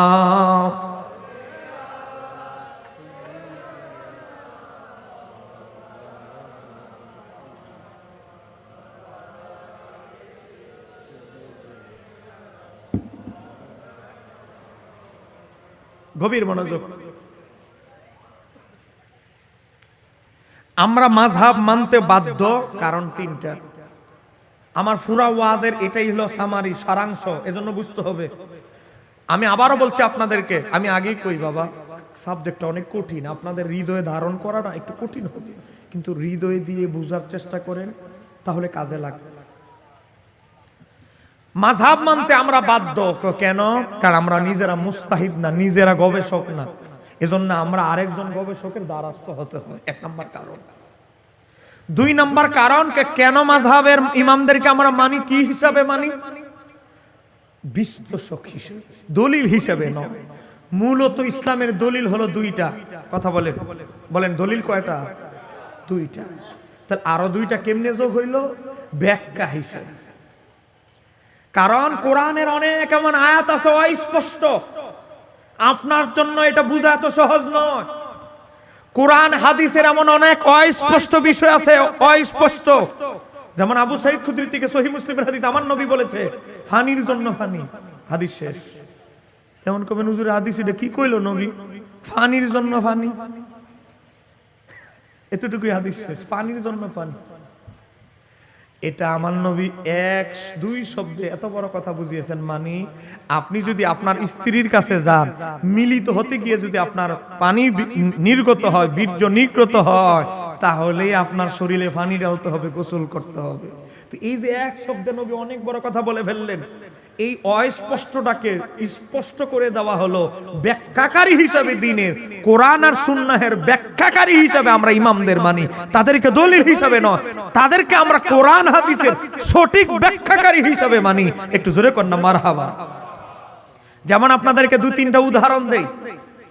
যেমন আমরা ওযু করি, ওযুর অঙ্গ কয়বার ধোয়া সুন্নাত? কয়বার? কিন্তু আপনারা কি জানেন সহিহ বুখারী হাদিস নাম্বার 157, আমার নবীর সাহাবী আব্দুল্লাহ ইবনে আব্বাস বলে, আমি নবীকে ওযু করতে দেখেছি, তিনি তার ওযুর অঙ্গগুলো মাররাতান একবার করে ধৌত করছে। এটা বুখারীর হাদিস 157। আবার সহিহ বুখারীর এর পরের হাদিস 158 নম্বর হাদিস এসেছে, নবীর সাহাবী আব্দুল্লাহ ইবনে যায়েদ বলে, আমি আমার নবীকে দেখেছি, কই কি?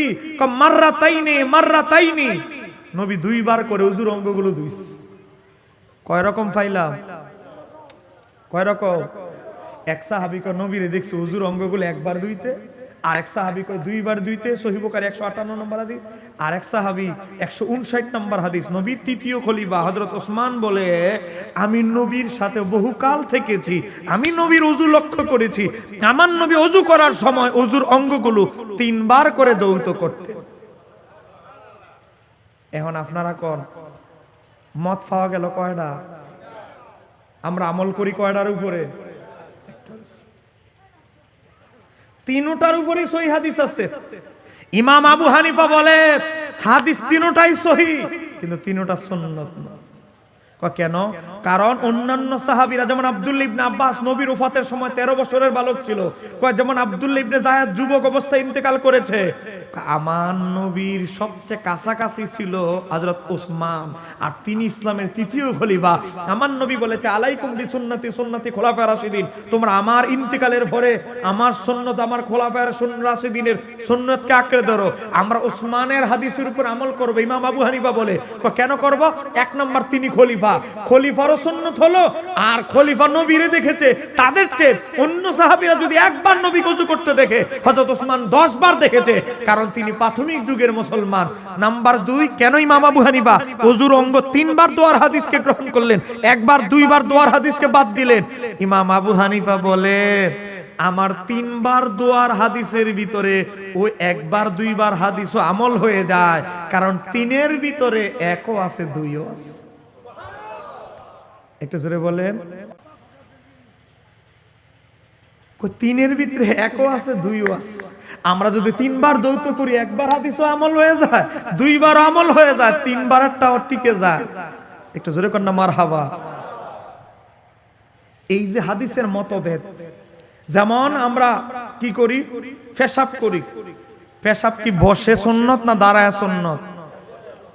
যুবকরা উত্তর দিত না, হেরাদা ফ্যান ফেরা তাই বুঝেন না, আপনারা মুরব্বীর একটু উত্তর দিয়ে কথা বলেন। পেশাব কি বসে করা সুন্নত না দাঁড়িয়ে? এখন দাঁড়ায় পেশাবের হাদিস সহিহ বুখারীতে আছে।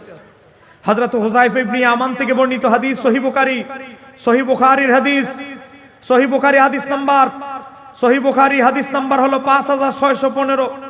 সরি, সহিহ বুখারীর হাদিসের ভিতরে এসেছে, কয় কি? হযরত হুযায়ফা ইবনে ইয়ামান থেকে বর্ণিত সহিহ বুখারী, হযরত হুযায়ফা ইবনে ইয়ামান রাদিয়াল্লাহু তাআলা তিনি বলেন, আমি আল্লাহর হাবিবকে দেখলাম ময়লা উস্তুবের সামনে গেলেন। বুখারী 224 নম্বর হাদিস, তিরমিজি 13 নম্বর হাদিস। আমার নবী ময়লা উস্তুবের সামনে গেলেন, কাউমিন ফাবালা কাইমান, সে ময়লা উস্তুবের সামনে গিয়া নবী দাঁড়ায় পেশাব করেছে। এবার বুখারীর হাদিস 224 নম্বর হাদিস। আর মা আয়েশা সিদ্দিকা কি বলে? তিরমিজি 12 নম্বর হাদিস। মা আয়েশা সিদ্দিকা বলে, মুসলমানরা শোনো, কানা ইয়াবুলু কাইমান, আমার নবী দাঁড়ায় কখনো পেশাব করতেন না। কেউ যদি বলে নবী দাঁড়ায় পেশাব করতো, ফালা তুসাদ্দিকুহু, তার কথাকে সমর্থন করিও না। মা কানা ইয়াবুলু ইল্লা কাইদান, আমার নবী দাঁড়া বসানো বসে ছাড়া কখনো পেশাব করতেন না। তাহলে নবীর আরেক সাহাবী বুখারী 224 নম্বর হাদিসে বলছে নবী দাঁড়ায় পেশাব করছে, আরেক সাহাবী বলে নবী বসেও পেশাব করছে। হাদিস পাইলাম কয় রকম? কথা বলেন, কয় রকম? ইমাম আবু হানিফা বলে আমরা বসারটা গ্রহণ করব, দাঁড়ানোরটা বাদ দিব। বুখারীতে না আছে, ওটাও তো হাদিস সহি। ওটা হাদিস সহি কিন্তু সুন্নত নয়, ওটা ওজরের হাদিস। ওই হাদিসের সময়, ঘটনার সময় নবীর কোমরে সমস্যা ছিল, বসতে নবীর অসুবিধা হয়েছিল, এজন্য আমার নবী উজরে জীবনে একবার দাঁড়ায় পেশাব করেছে। উজর কখনো সুন্নত হতে পারে না, উজর কখনো দলিল হতে পারে না। একটু জোরে বলা যাবে কি সুবহানাল্লাহ? মানুষের পেশাব পায়খানাগুলো বেশিরভাগ হয় বাড়িতে থাকলে। কথা বলে রাস্তাঘাটে বাজার করতে গেছেন, ওই জায়গায় পেশাব পায়খানা সহজে হয় না, বিপদে পড়লে হয়ে যায়। কিন্তু সচরাচর আমরা পেশাব পায়খানাগুলো রাতে ঘুমাইতে গেলে করি, হট করে ঘুম থেকে হয়। তো মা আয়েশা সিদ্দিকা যেটা বলেছেন, তার মানে মা আয়েশা সিদ্দিকা কি বলেছেন? সব সময় যে আমলটা নবী বেশিরভাগ সময় করতেন ওটা বলছেন। উজুর কখনো সুন্নত হবে না, অধিকাংশ সময় যেটা আমল করতেন এটা হবে। তাহলে বোঝা গেল ইমাম আবু হানিফা আউলা জাউলা ফতোয়া দেন নাই, অনেক বুঝে শুনে ফতোয়া দিয়েছেন। কথা কনা কেন, ঠিক কিনা? ইমাম তিরমিজি হাদিস বর্ণনা করেছে, হযরত ওমর বলে একবার কি করলাম, আমাকে আনা আবু লুকা ইমান, হযরত ওমর বলে প্রাথমিক যুগে আমি ওমর দাঁড়ায় ভুলে পেশাব করা শুরু করলাম, আমার নবী দূর থেকে ফলো করছেন। তো আমার নবী আমাকে ডাকলেন, ফাকালা ইয়া ওমারু, হে ওমর এদিকে এসো। কি হলো? লা তাবুল, কয় মানে ওমর এখন থেকে আমি বলে দিচ্ছি আর কোনোদিন দাঁড়ায় পেশাব করবে না।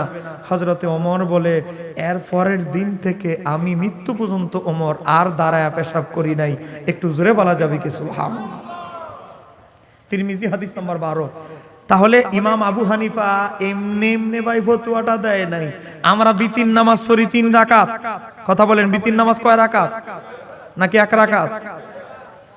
সহিহ ইবনে হিব্বানে হাদিস এসেছে, নবীর বিবি মা আয়েশা সিদ্দিকা বলে তোমরা বিতির 1 রাকাত পড়ো, 2-3 রাকাত পড়ো, 5 রাকাত পড়ো, কেউ চাইলে 7 রাকাত পড়ো, কেউ চাইলে 9 রাকাত পড়ো। ফাইলাম 4 রকমের 5 রকমের মত। এই বাবা, হাদিসে 9 রাকাত পর্যন্ত হাদিসের রওয়ায়াত আসছে। ইমাম আবু হানিফা বলে মানুষ তো মুসিবতে পড়বো, এত রকমের হাদিস দেখি 11 রকমের হাদিস। ইমাম আবু হানিফা আমাদের জন্য সহজ রাস্তা করে দিয়ে বলে বিতির নামাজ পড়া হবে 3 রাকাত। কেন? ওনার ছাত্ররা বলে আমরা কিসের উপর ভিত্তি করে 3 রাকাতকে রায় দিব? 1 নাম্বার কারণ হচ্ছে বিতির নামাজটা আমার নবী মসজিদে পড়তেন না, পড়তেন নবীদের বিবিদের ঘরে হুজরা শরীফে। আর নবীর বিতির নামাজটা কয় রাকাত ছিল নবীর বিবিদের চাইতে আর কেউ বেশি জানে না। তো ইমাম ইবনে আবি শায়বা তিরমিজিতে, ইবনে মাজাহ হাদিস নকল করেছে। নবীর বিবি উম্মু সালামা বলে, নবীর বিবি মা আয়েশা সিদ্দিকা বলে, নবীর বিবি হাফসা বলে, হযরত মায়মুনা বলে, আর নবীর টোটাল 5 জন বিবি বলে বিতিরের নামাজটা নবী আমাদের সাথে আদায় করতেন। আমরা দেখতাম বিতিরের নামাজে নবী প্রথম রাকাতে সূরা আলা পড়তেন, দ্বিতীয় রাকাতে সূরা কাফিরুন পড়তেন, তৃতীয় রাকাতে সূরা ইখলাস পড়তেন। আর তেলাওয়াত থেকে আমরা বুঝে নিতাম নবী 3 রাকাত পড়তেন। একটু জোরে কন্না মারহাবা। আর 1 রাকাতের হাদিস যেগুলো যারা বর্ণনা করেছে এরা হয়তো সফরে 2-1 বার হয়তো নবীর ওই যে যুদ্ধের সফরে বা বিভিন্ন সফরে দেখেছে। আর 98% বিতির নবী বিবিদের ঘরে পড়ছে। নবীর বিবিরা বলে নবীর বিতির ছিল 3। এজন্য আমাদের ইমাম আবু হানিফা বলে 5 রাকাত, 1 রাকাত, 7 রাকাত, 9 রাকাতের হাদিস আমরা গ্রহণ করব না। কারণ বিতির যেহেতু নবী বিবিদের ঘরে পড়তেন, বিবিরা যেহেতু ফয়সালা দিয়েছে 3 রাকাত। আবার 2 নম্বর ইমাম আবু হানিফার যুক্তি এবং দলিল, 4 খলিফা যেহেতু 3 রাকাত বিতির পড়তেন, অতএব আমাদের জন্য এটাই যথেষ্ট। একটু জোরে কন্না মারহাবা। এমনি এমনি মাযহাব সৃষ্টি হয় নাই বাবা। বাবা, আমরা গরুর মাংস খাই। কেউ গরুর মাংস খাননি? আপনারা মুরগির মাংস খাননি? ভিন্ন মাযহাবে বলে মুয়াত্তায়ে মালিক হাদিস এসেছে, নবীর সাহাবী হযরত আনাস বলে আমি নবী আমার সামনে দুম্বার মাংস খাইছি, খায়া আগের ওযু বাদ দিয়া নতুন করে ওযু করে ইমাম ওযু করে নামাজ পড়াইছি। আর নবীর সাহাবী হযরত ওসমান বলে, হযরতে আব্দুল্লাহ ইবনে ওমর বলে আমি নবীকে দেখেছি আমাদের সামনে ভেড়ার গোশত খাইয়া আগের ওযু দিয়ে ওই নবী ইমামতি করেছে, নতুন আর ওযু লাগে নাই।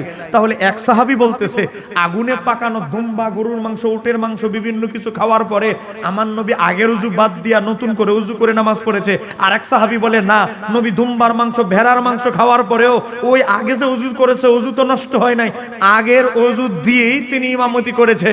একটু জোরে কন্না সুবহানাল্লাহ। হাদিস কয় রকম? 2 রকম আইলো। আগের উজু ভাঙ্গা গেছে, নবী নিয়ত মনে করছে, সাহাবীরা বর্ণনা করছে, রিওয়ায়াতগুলো এমন ভাবে এসেছে। আর এক রিওয়ায়াত আসছে না, নবী আগের উজু দিয়ে ওই ইমামতি করেছে। এই যে দুই রকমের হাদিস।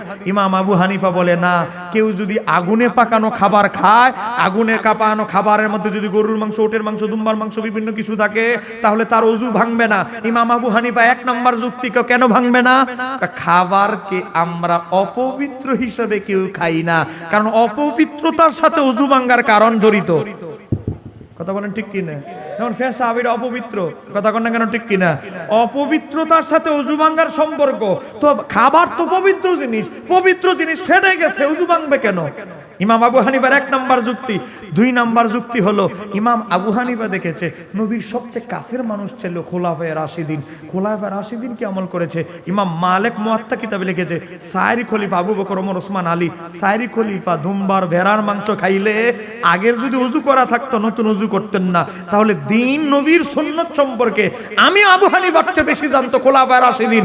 খোলাফায়ে রাশিদিন যেহেতু আমি যে রায়টা দিছি, এই রায়ের সাথে যেহেতু খোলাফায়ে রাশিদিন রায় মিলে গেছে, নতুন আর আমদানি রপ্তানির দরকার নাই। ইমাম আবু হানিফা বলে, দুম্বার মাংস, ভেড়ার মাংস খাইলে আগে যদি ওযু করা থাকে, ওযু করতে হবে না, কারণ খাবার পবিত্র। খোলাফায়ে রাশিদিন এই মতের উপর আমল করতে। জোরে কন্যা মারহাবা। আপনাকে বিরক্ত হচ্ছেন না কেন? এমনি এমনি মাযহাব সৃষ্টি হয় নাই। এই যে জটিল মতানৈক্যগুলো, হাদিসে বিভিন্ন রকমের রাওয়ায়াত, এই রাওয়ায়াতের বেড়া জালে যেন আমরা গুমরা না হয়ে যাই, আমাদেরকে সহজ করে দেওয়ার জন্য ইমাম আবু হানিফা আমাদেরকে এই মাযহাব, এই মাসালাগুলো শিক্ষা দিয়েছেন। এ বাবা, আপনি নামাজে দাঁড়াইছেন, মাইন্ড করবেন না। নামাজে দাঁড়াইতে গিয়া ভুলবশত আপনি গোপন অঙ্গে স্পর্শ হয়ে গেছে, মানে আপনার হাত টাচ লেগে গেছে। মুসনাদে আহমদের হাদিস, হযরতে আব্দুল্লাহ ইবনে আব্বাস সহ অনেক riwayat এসেছে, নবী বলে, কেউ যদি নামাজে দাঁড়ায়া নামাজ থেকে ভুলে গোপন অঙ্গ স্পর্শ করে ফেলে, তার ওযু বাদ, নতুন করে ওযু করে আবার নামাজ পড়তে হবে। কিন্তু আমরা আমল করি আব্দুল্লাহ ইবনে মাসউদের। আব্দুল্লাহ ইবনে মাসউদ বলে, কেউ যদি নামাজ থেকে ওযু অবস্থায় বা নামাজে ভুলে গোপন অঙ্গ তার হাত লেগে যায়, সোয়া লেগে যায়, টাচ লেগে যায়, তার ওযু ভাঙবে না। কেন? কারণ এটা আমাদের অঙ্গের, দেহের অন্যান্য অঙ্গের মতোই একটা অঙ্গ। ইমাম আবু হানিফা, ইমাম আব্দুল্লাহ ইবনে মাসউদ নবীর সাহাবী বলে, গোপন অঙ্গে কেউ হাত লাগলে, টাচ লাগলে ওযু ভাঙবে না। এটা একটা অঙ্গ। আমাদের নাক যেমন একটা অঙ্গ, কান যেমন একটা অঙ্গ, এটা একটা অঙ্গ। সেখান দিয়ে পেশাব বের হয়, পেশাব বের হয়, নাপাক বের হয়। আমাদের নাক দিয়ে নাপাক বের হয়। এই জন্য নাক দিয়ে নাপাক বের হইলে কি আমরা কি করে ফেলি? হ্যাঁ, উজু ভেঙে যায় নাকি? তো নাক দিয়া যেমন নাপাক বের হলে, বের হওয়ার জায়গা বলে আমরা নাকে ধরলে যেমন উজু ভাঙবে না, সেই জায়গায় যদি পেশাব না বের হয়, এই জায়গায় হাত লাগলে উজু ভাঙবে না, কারণ এটা একটা আমাদের অন্য দেহের মতো, এটা একটা অঙ্গ। এই হযরত ইমাম আবু হানিফা বলে, আমার কাছে সবচেয়ে বড় সাহাবীদের বড় মুফতি আব্দুল্লাহ ইবনে মাসউদের মতটাকে আমার পারফেক্ট মনে হয়েছে, এজন্য আমরা এই মতের উপর আমল করি। এমন শত শত শত শত মাসালা আছে। ইমাম আবু হানিফা বলে, বলেন বিতিন নামাজের বলেন, ও বাবা আপনার এই মাংস খাওয়া বলেন, এমন যেমন ফানি দাঁড়ায় আসতে বলেন, যেমন আমিন আমরা আসতে বলি, অনেকে জোরে বলে, শত শত মাসালায় ইমাম আবু হানিফার পক্ষে যেমন দলিলও আছে, যুক্তিও ছিল। এজন্য আমরা জটিল বিষয়গুলো, সূক্ষ্ম বিষয়গুলো সহজ আমাদের জন্য করে দিয়েছেন ইমাম আবু হানিফা, চারি মাযহাবের ইমামরা। এজন্যই আমরা তাদের মত, তাদের গবেষণার উপর আমল করি। তারই নাম হলো মাযহাব, তারই নাম হলো মাযহাব, তারই নাম হলো মাযহাব। সেই মাযহাব অনুসরণ করা কশ্চিনকালেও আপনারা বলেন গুনার কাজ হতে পারে? আরেকটু জোরে বলেন, গুনার কাজ হতে পারে? আজকে মানুষকে কিভাবে বোঝানো হচ্ছে? তারা মানুষকে বোঝানো হচ্ছে মাযহাব মানে অন্ধ অনুসরণ। মাযহাব মানে অন্ধ অনুসরণ, চোখ বন্ধ করে একজনের দালালি করা, অন্ধ অনুসরণ করা। সঠিক ফতুয়া দেখ, ভুল ফতুয়া দেখ। এ বেটা, ভুল ফতুয়া তুই প্রমাণ করার তুই কে? একজন মুস্তাহিদের ভুল ধরতে পারে আরেকজন মুস্তাহিদ, আর তুই তো বেটা রেস্টি মিঠাই বিক্রি করস, ওষুধ বিক্রি করস। তুই বুঝবি কি কোন ইমাম কোন রায়টা সঠিক, কোন রায়টা ভুল? এটা নির্ণয় করতে গেলে তো তুমি আগে নিজে মুস্তাহিদ হতে হবে। এই কথা বলেন না কেন, ঠিক কিনা? এই কারণে মাযহাবের উৎপত্তি হয়েছে। আমরা মাযহাবের ইমামদেরকে মানি কেন? 3 নাম্বার কারণ, তাদেরকে আমরা মানি কোরআন হাদিসের সঠিক ব্যাখ্যাকার হিসেবে, কারণ তারা কোরআন হাদিসের সঠিক ব্যাখ্যাটা তারা অবগত হয়েছেন, জ্ঞান অর্জন করেছেন, হৃদয়ে সিনায় আল্লাহ তাদেরকে ঢেলে দিয়েছেন। এই কারণেই আমরা তাদের মতামত গবেষণা সুন্নাহের সঠিক ব্যাখ্যাকার হিসেবে, অরিজিনালি দলিল হলো কোরআন আর হাদিস, কোরআন আর সুন্নাহ। ওই কোরআন আর সুন্নাহকে গবেষণা করতে গিয়ে সৃষ্টি হয়েছে কিয়াস মাযহাব আর উম্মতের ইজমা। একটু জোরে বলেন না মারহাবা। সম্মানিত হাজিরিন, আমি আপনাদেরকে ঘোষণা দিচ্ছি, আমার লেখা একটা বই আছে, এই ফিতনা বাসাদের বেড়াজালে, এই বইটা আপনাদের লাগবে। দুইটা প্রশ্নের উত্তর দিব, এই ক্যামেরা অফ করিয়েন না, দুইটা প্রশ্নের উত্তর দিব। এবার দেখেন, আমার লেখা বই সহজ পদ্ধতিতে সহিহ নামাজ শিক্ষা। এই বইয়ের ভিতরে পাবেন কালেমা, এই জিদরা যে কালেমা চুরি করে এদের জবাব পাবেন প্রথম। তারপরে আসেন ওযু, গোসল, তায়াম্মুম, মহিলাদের অনেক মাসালা। তারপরে পাবেন আপনি কি 5 ওয়াক্ত নামাজ, ওয়াজিব নামাজ, ফরজে কিফায়া নামাজ, যত নফল নামাজ আছে 32 রকমের সব নামাজের আলোচনা আপনি আমার এই বইয়ের ভিতরে পাবেন। সামনে আসতেছে তারাবি নামাজ পাবেন, শবে বরাত চলে গেল, এখানে সব পাবেন। আওয়াবিন, ইশরাক, 32 রকমের নামাজ।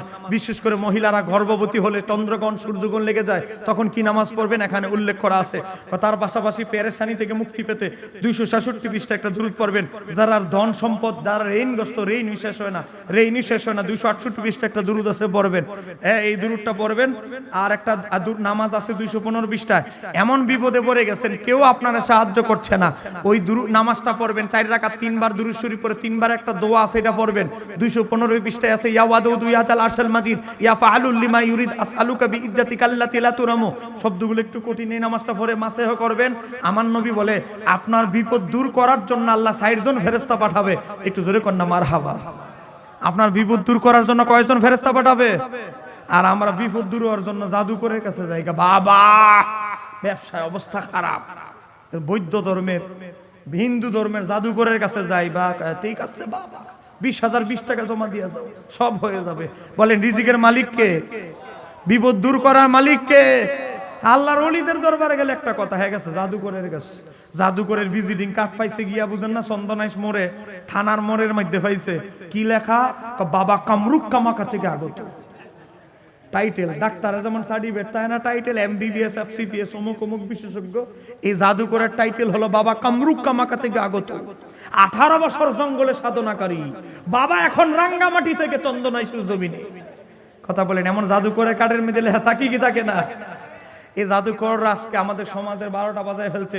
এক ভাই আরেক ভাইয়ের দিকে তাকায় না, এমন জাদুর বিষয় এমন ভাবে ধরেছে। অতএব এই নামাজটা পড়বেন, 215 পৃষ্ঠায় আছে। এই একটা নামাজ শিক্ষা বই আপনাদের প্রত্যেকের ঘরে রাখা আমি মনে করি ওয়াজিব। আপনার বাচ্চা সঠিক নামাজ জানে না, তারাবি নামাজ, জানাজার নামাজের নিয়ম জানে না, এগুলো সব এখানে আছে। আর একটা বই আহলে সুন্নাত ওয়াল জামাত কারা, নবীজের নূর, জানাজার পরে দোয়া, দাফনের পরে দোয়া, 60 দিনের 40 করা, 7 দিনের অনুষ্ঠান, 4 দিনের অনুষ্ঠান 40 করা, এরপরে গিয়ারবি শরীফ করা, আজানের আগে সালাতু সালাম, জানাজার পরে দোয়া, নবীর নাম শুনে চুমু খাওয়া, নবীর উসিলা দিয়ে দোয়া করা, ওলিদের উসিলা দিয়ে দোয়া করা। ঠিক আছে, ওলি আল্লাহ নবী দূর থেকে শুনে কিনা, ইয়া রাসূলুল্লাহ স্লোগান দেওয়া যাবে কিনা। 45টা আকীদা পাবেন এই দুইটা বই, 150 টাকা করে, 300 টাকা। কারো সম্ভব হলে নিবেন, আমি আপনাদেরকে জোর করে বলতেছি না আমার টেয়া দেন। এটা আপনারা কিনলে আপনাদের ছেলেরা জ্ঞান শিখতে পারবে। আপনার আমার ছেলে কেন আজকে জামাত শিবির, কেন আজকে আহলে হাদিস, কেন আজকে শিয়া, কেন আজকে বাতিল হয়ে যাচ্ছে? কারণ আপনি নিজে খালি সুন্নি হয়ে সুন্নি হয়েছেন, ছেলেরা আকীদার একটা বই কেনেন নাই, একটা নামাজ শিক্ষা বই কিনে দেন নাই, কলেজের গাইড আবার অভাব নাই, একটা নামাজ শিক্ষা বই নাই। 150 টাকা খরচ করেন। এও মহিলা ফ্যান্ডেল করছেন না মহিন ভাই? মহিলা ফ্যান্ডেল করন নাই? আচ্ছা, আগামীতে কইরন ও হ্যাঁ, আলাদাভাবে অনুষ্ঠান করছিলেন না? আচ্ছা, মাশাআল্লাহ মাশাআল্লাহ। এই তো আমার মঈন ভাইয়ের উদ্যোগ তো হইলো স্ট্যান্ডার্ড। ঠিক আছে, কি আপনার কি বিরক্ত হয়েছেন বাবা? আমি কি কোনো দলের দালালি, কোনো ব্যক্তি, কোনো আবল তাবল ঘটনাগুলো টাইম পাস করি নাই। যতক্ষণ কথা বলেছি কোরআন সুন্নাহের কথা বলেছি, তবে আলোচনাটা একটু কঠিন, কারণ মাযহাব তো বিষয়টাই তো কঠিন, আপনাদের জন্য একটু কঠিন মনে হবে। এবার আসেন, এই লামাযহাবীদেরকে আমরা চিনতে হবে। এই লামাযহাবী যদি আপনার ছেলে হয়, মাযহাব বিরোধী আর কি, এদেরকে বলি আমরা লামাযহাবী। আপনার ছেলে যদি লামাযহাবী হয়, তাহলে কি হবে? সে বলবে জানাজার পরে দোয়া বেদাত। কথা বলে, আপনার ছেলে যদি লামাযহাবী হয়, বলবে দাফনের পরে দোয়া বেদাত। আপনার ছেলে যদি লামাযহাবী হয়, সে বলবে 60 দিনের অনুষ্ঠান বেদাত। আপনার ছেলে যদি লামাযহাবী হয়, বলবে 40 দিনের অনুষ্ঠান বেদাত। কথা বলেন ঠিক কিনা? কবরের দিকে ফিরে মুনাজাতকে বলবে কবর পূজা, মাজার জিয়ারতকে বলবে মাজার পূজা। তাহলে আপনি মারা যাওয়ার পর আপনার ছেলের যদি এই অবস্থা হয়, তাহলে কি দুরবস্থার ভিতরে আপনি আছেন এবার চিন্তা করেন। আপনি এই জন্য আপনার ছেলে নিজে সুন্নি হলে হবে না, নিজের ছেলে কোন মতাদর্শে চলছে এটা আপনি খেয়াল রাখতে হবে। কিছুদিন আগে এই মুহররম মাসে আমি চ্যালেঞ্জ দিয়েছিলাম, ইমাম হোসাইনের শাহাদাতে এজিদ জড়িত, এজিদ হুকুমদাতা নির্দেশদাতা, এই দুই শিরোনামের উপর আমি বাহাস করব। এক কথিত আহলে হাদিস ভাই আমার বাহাসের চ্যালেঞ্জ অ্যাকসেপ্ট করছে। সে বলে কি নির্দেশদাতা শুধু এটার উপরে থাকবো। আমি বলি ভাই ঠিক আছে, আপনি যেহেতু জড়িত মানেন না, শুধু নির্দেশদাতাটাই চান, নির্দেশদাতা থাকুক জড়িত থাকুক। কথা বলেন না কেন ঠিক কিনা? জড়িতর মধ্যে নির্দেশদাতা থাকে, পরোক্ষ ইশারা থাকে, অনেক কিছুই থাকে। এজন্য জড়িত যেহেতু মানতে চান না, জড়িতটাও থাকুক, আপনারটাও থাকুক, নির্দেশদাতাও থাকুক। এজিদকে আমি প্রমাণ করব ইমাম হুসাইনের শাহাদাতে এজিদ জড়িত এবং নির্দেশদাতা। চিৎকার দিয়ে বলতে হবে ঠিক কিনা? আমার আহলে হাদিসের বন্ধুকে বলবো, এ ভাই বিদেশ আছেন, ভালো আছেন, তা আপনাকে আমি বলতে চাই আপনি আসেন, আপনি বসো, শিরোনাম হবে ইমাম হোসাইনের শাহাদাতে এজিদ জড়িত ভাই নির্দেশদাতা, দুটোটাই থাকুক। আপনিও খুশি থাকেন, আমিও খুশি থাকি, জাতি জানুক বাহাস। এখন আমি দেখলাম শবে বরাত নিয়ে আমি একটা বাহাসের চ্যালেঞ্জ দিয়েছি। এক আহলে হাদিস চ্যালেঞ্জ গ্রহণ করেছে, তার নাম হচ্ছে মাহবুবুর রহমান বিন আব্দুর রাজ্জাক। সে আমার চ্যালেঞ্জ গ্রহণ করেছে, শবে বরাতকে সে বেদাত প্রমাণ করবে। ভালো কথা, সে আমার বাহাসের চ্যালেঞ্জ অ্যাকসেপ্ট করলো, তার সাথে যোগাযোগ করলাম, সে আমার বাহাস চ্যালেঞ্জ অ্যাকসেপ্ট করলো। সে বলতেছি কি, আপনি প্রমাণ করবেন শবে বরাত সুন্নাত আর আমি প্রমাণ করব বেদাত। একটু জোরে বলেন না নাউজুবিল্লাহ। বলেন আমরা কি শবে বরাতে আমলকে সুন্নাত বলি না মুস্তাহাব বলি? কথা বলেন, আমরা কি সুন্নাত বলি, শবে বরাত আমল করি না মুস্তাহাব? মুস্তাহাব। তুমি আমাদের নামে ওয়াজিব দিলে চালাই দিবা, এটা হবে না। এই যে দেখেন বাহাসের গ্রুপ করা হয়েছে, বাহাসের গ্রুপ, এই যে শবে বরাত নিয়ে বাহাসের গ্রুপ, সে লিখতেছে, সে বলতেছে, সে লিখতেছে কি, সে লিখতেছে আমি তো বেদাত প্রমাণ করব ইনশাআল্লাহ, আপনি বেদাতের বিপক্ষে সুন্নাত প্রমাণ করবেন ইনশাআল্লাহ। আচ্ছা আপনারা বলেন, আমরা বলি শবে বরাত ইবাদত করা মুস্তাহাব নফল, হ্যাঁ কয় আমি সুন্নাত প্রমাণ করতাম, কিছুদিন পরে কইবে ওয়াজিব প্রমাণ করতাম। এটা হলো একটা প্রতারণা। মুসলমান, আমরা শবে বরাতে আমল করি মুস্তাহাব হিসেবে, তুমি ওয়াজিব আমারে প্রমাণ করতে বললে তো হবে না। আমি মনে করি এই এলাকা একটা জায়গা কিনছি, জায়গা হইল 3%, দলিলে লেখা আছে 3%। কথা বলেন, দলিলে লেখা আছে কয় শতাংশ? এখন আমি যদি বলি 5% জায়গা আমার দখল করে দেন চেয়ারম্যান সাহেব, তাহলে কি আমার এই কথা টিকবে? দলিলে আছে 3%, আমি 5% চাইবো কেমনে? আমরা বলি শবে বরাত ইবাদত করা নফল মুস্তাহাব, হ্যাঁ কো সুন্নাত প্রমাণ করতাম। আরে ভাই তুমি বেদাত প্রমাণ করো, আমি তোমার বেদাত খণ্ডন করব। অন্তত এই শর্তে হলেও আসো, নিজের দাবির সপক্ষে হলেও আসো। যদি মায়ের দুধ পান করে থাকো, আমার আহলে হাদিস ভাই, যদি নিজের আলেম বলে দাবি করে থাকো, আমার চ্যালেঞ্জ তো অনেক বড় মুখ করে চ্যালেঞ্জ গ্রহণ করেছো। আসো জাতি দেখো, শবে বরাত পালন করা বেদাত নয়, শবে বরাত পালন করা যে মুস্তাহাব, অনেক সওয়াবের কাজ, বিশ্ববাসী একটু জানুক। এই কথা বলেন না কেন ঠিক কি না? হিম্মত থাকলে আসো, যদি বুকের পাটা থাকে আসো। কখন বসবা কোনো অসুবিধা নেই, রমজান হলে রমজানই বসবো, তারাবি নামাজের পরে বসবো, 2 ঘন্টা বাহাস হবে, বিশ্ববাসী দেখবে। তুমি তোমার টাইমে কথা বলবো, আমি আমার টাইমে কথা বলবো। আরেক আহলে হাদিস সৈয়দপুর বাড়ি আহমদুল্লাহ সৈয়দপুরি, হ্যাঁ বলে আমার সাথে বাহাসে, হে রাজিউ এ শর্ত দিছি কি জানেননি? 15 দিন বাহাস হবে। বাস বলে 15 দিন হবে, 2 ঘন্টা করে প্রতিদিন, 14 ঘন্টা 7 দিনে, 15 দিনে 30 ঘন্টা পেলে বাহাস হবে। কি মগের মুল্লুক, মানে হ্যাঁ যা কইবা আমি তার তালে তালে নাচতে হবে। মানে হ্যাঁ যা বলবে, হ্যাঁ কান্দাইলে আমি কাঁদবো, হ্যাঁ হাসাইলে আমি হাসবো। আমি কি খেলার পুতুল? আসো, দরকার হলে 2 ঘন্টার বাহাসে যদি না পোষায়, আমি মুফতি শহীদুল্লাহ বাহাদুর বলেছি, সে কমেন্টে লিখেছে আমি নাকি বড় জোর 10 মিনিট বাড়াইতে বলেছি। এই ভাই ফাঁসিকি কথা কেন বলেন, কেন মিথ্যাচার বলেন? আমি বয়স এখনো আছে, আমি এখনো বলতে চাই, যদি 2.5 ঘন্টা লাগে, আধা ঘন্টা বাড়াইতে হয় বাহাসের টাইম, আধা ঘন্টা বাড়াবো, দরকার হলে 3 ঘন্টায় বাহাস হবে। বিশ্ববাসীকে একটু জানানোর সুযোগ দেন, শবে বরাত যে হক, শবে বরাত যে ইবাদত সওয়াবের কাজ। ভাই হাদিস হইলে 8-10টা হেরবেলে 15 দিন লাগবে। একটা বাটপারির তো একটা সীমা রেখা আছে, সিটারির তো একটা লিমিটেড আছে। আমি এই কথাগুলো কেন বলছি? কারণ সুন্নিয়তের অঙ্গনে আমি বাহাস মুনাজারার কাজ করি। এই কাজগুলো বাবা ওয়াজ এক জিনিস, বাহাস মুনাজারা আরেক জায়গা, আরেক জিনিস। এই জায়গায় যদি আপনারা সুবা খাওয়াই দিতে পারে, এটা আমাদের গোটা দলের উপরে গিয়ে পড়বে। কারণ বাহাস মুনাজারা এটা ছেলে খেলার বিষয় নয়। আপনারা কি বিরক্ত হচ্ছেন নাকি আমার উপরে? বলেন আমার জন্য আপনারা দোয়া করবেন তো ইনশাআল্লাহ? আরেকটু জোরে বলেন ইনশাআল্লাহ। আলোচনা আমি এখানে শেষ করে দিচ্ছি। প্রশ্ন করেছেন রোজা রেখে রক্ত দেওয়া যাবে কিনা? না, রোজা রেখে রক্ত দেওয়া যাবে না।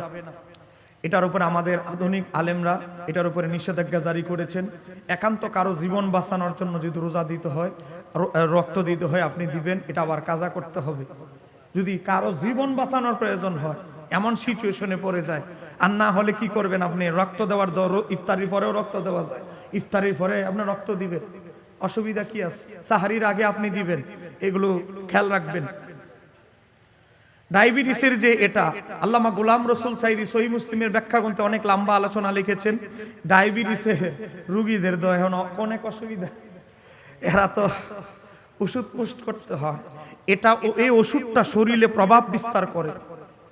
খাবার, এই যে আমরা রোজা রেখে খাবার খাওয়া নিষেধ, এই যে কেন খাবারে আমাদের শরীরে প্রভাব বিস্তার করে, শক্তি বাড়ায়, বিভিন্ন আমাদের শরীরের ভিতরে কি করে, শারীরিক পরিবর্তন ঘটে। এই ওষুধের মাধ্যমে শরীরের শারীরিক পরিবর্তন ঘটে। এমন ইনজেকশন আছে, এক ইনজেকশন দিলে আপনি 3 দিন না খেয়ে থাকতে পারবেন, শুধু এক ইনজেকশনের। এমন ইনজেকশন আছে, ইনজেকশনে অনেক ধরনের বিষয় আছে, মানুষের শারীরিক অনেক পরিবর্তন করে। এই কারণে এই ধরনের ইনজেকশন ডায়াবেটিসের রোগীদের জন্য বেঁচে থাকার চেষ্টা করতে হবে ইনশাআল্লাহ।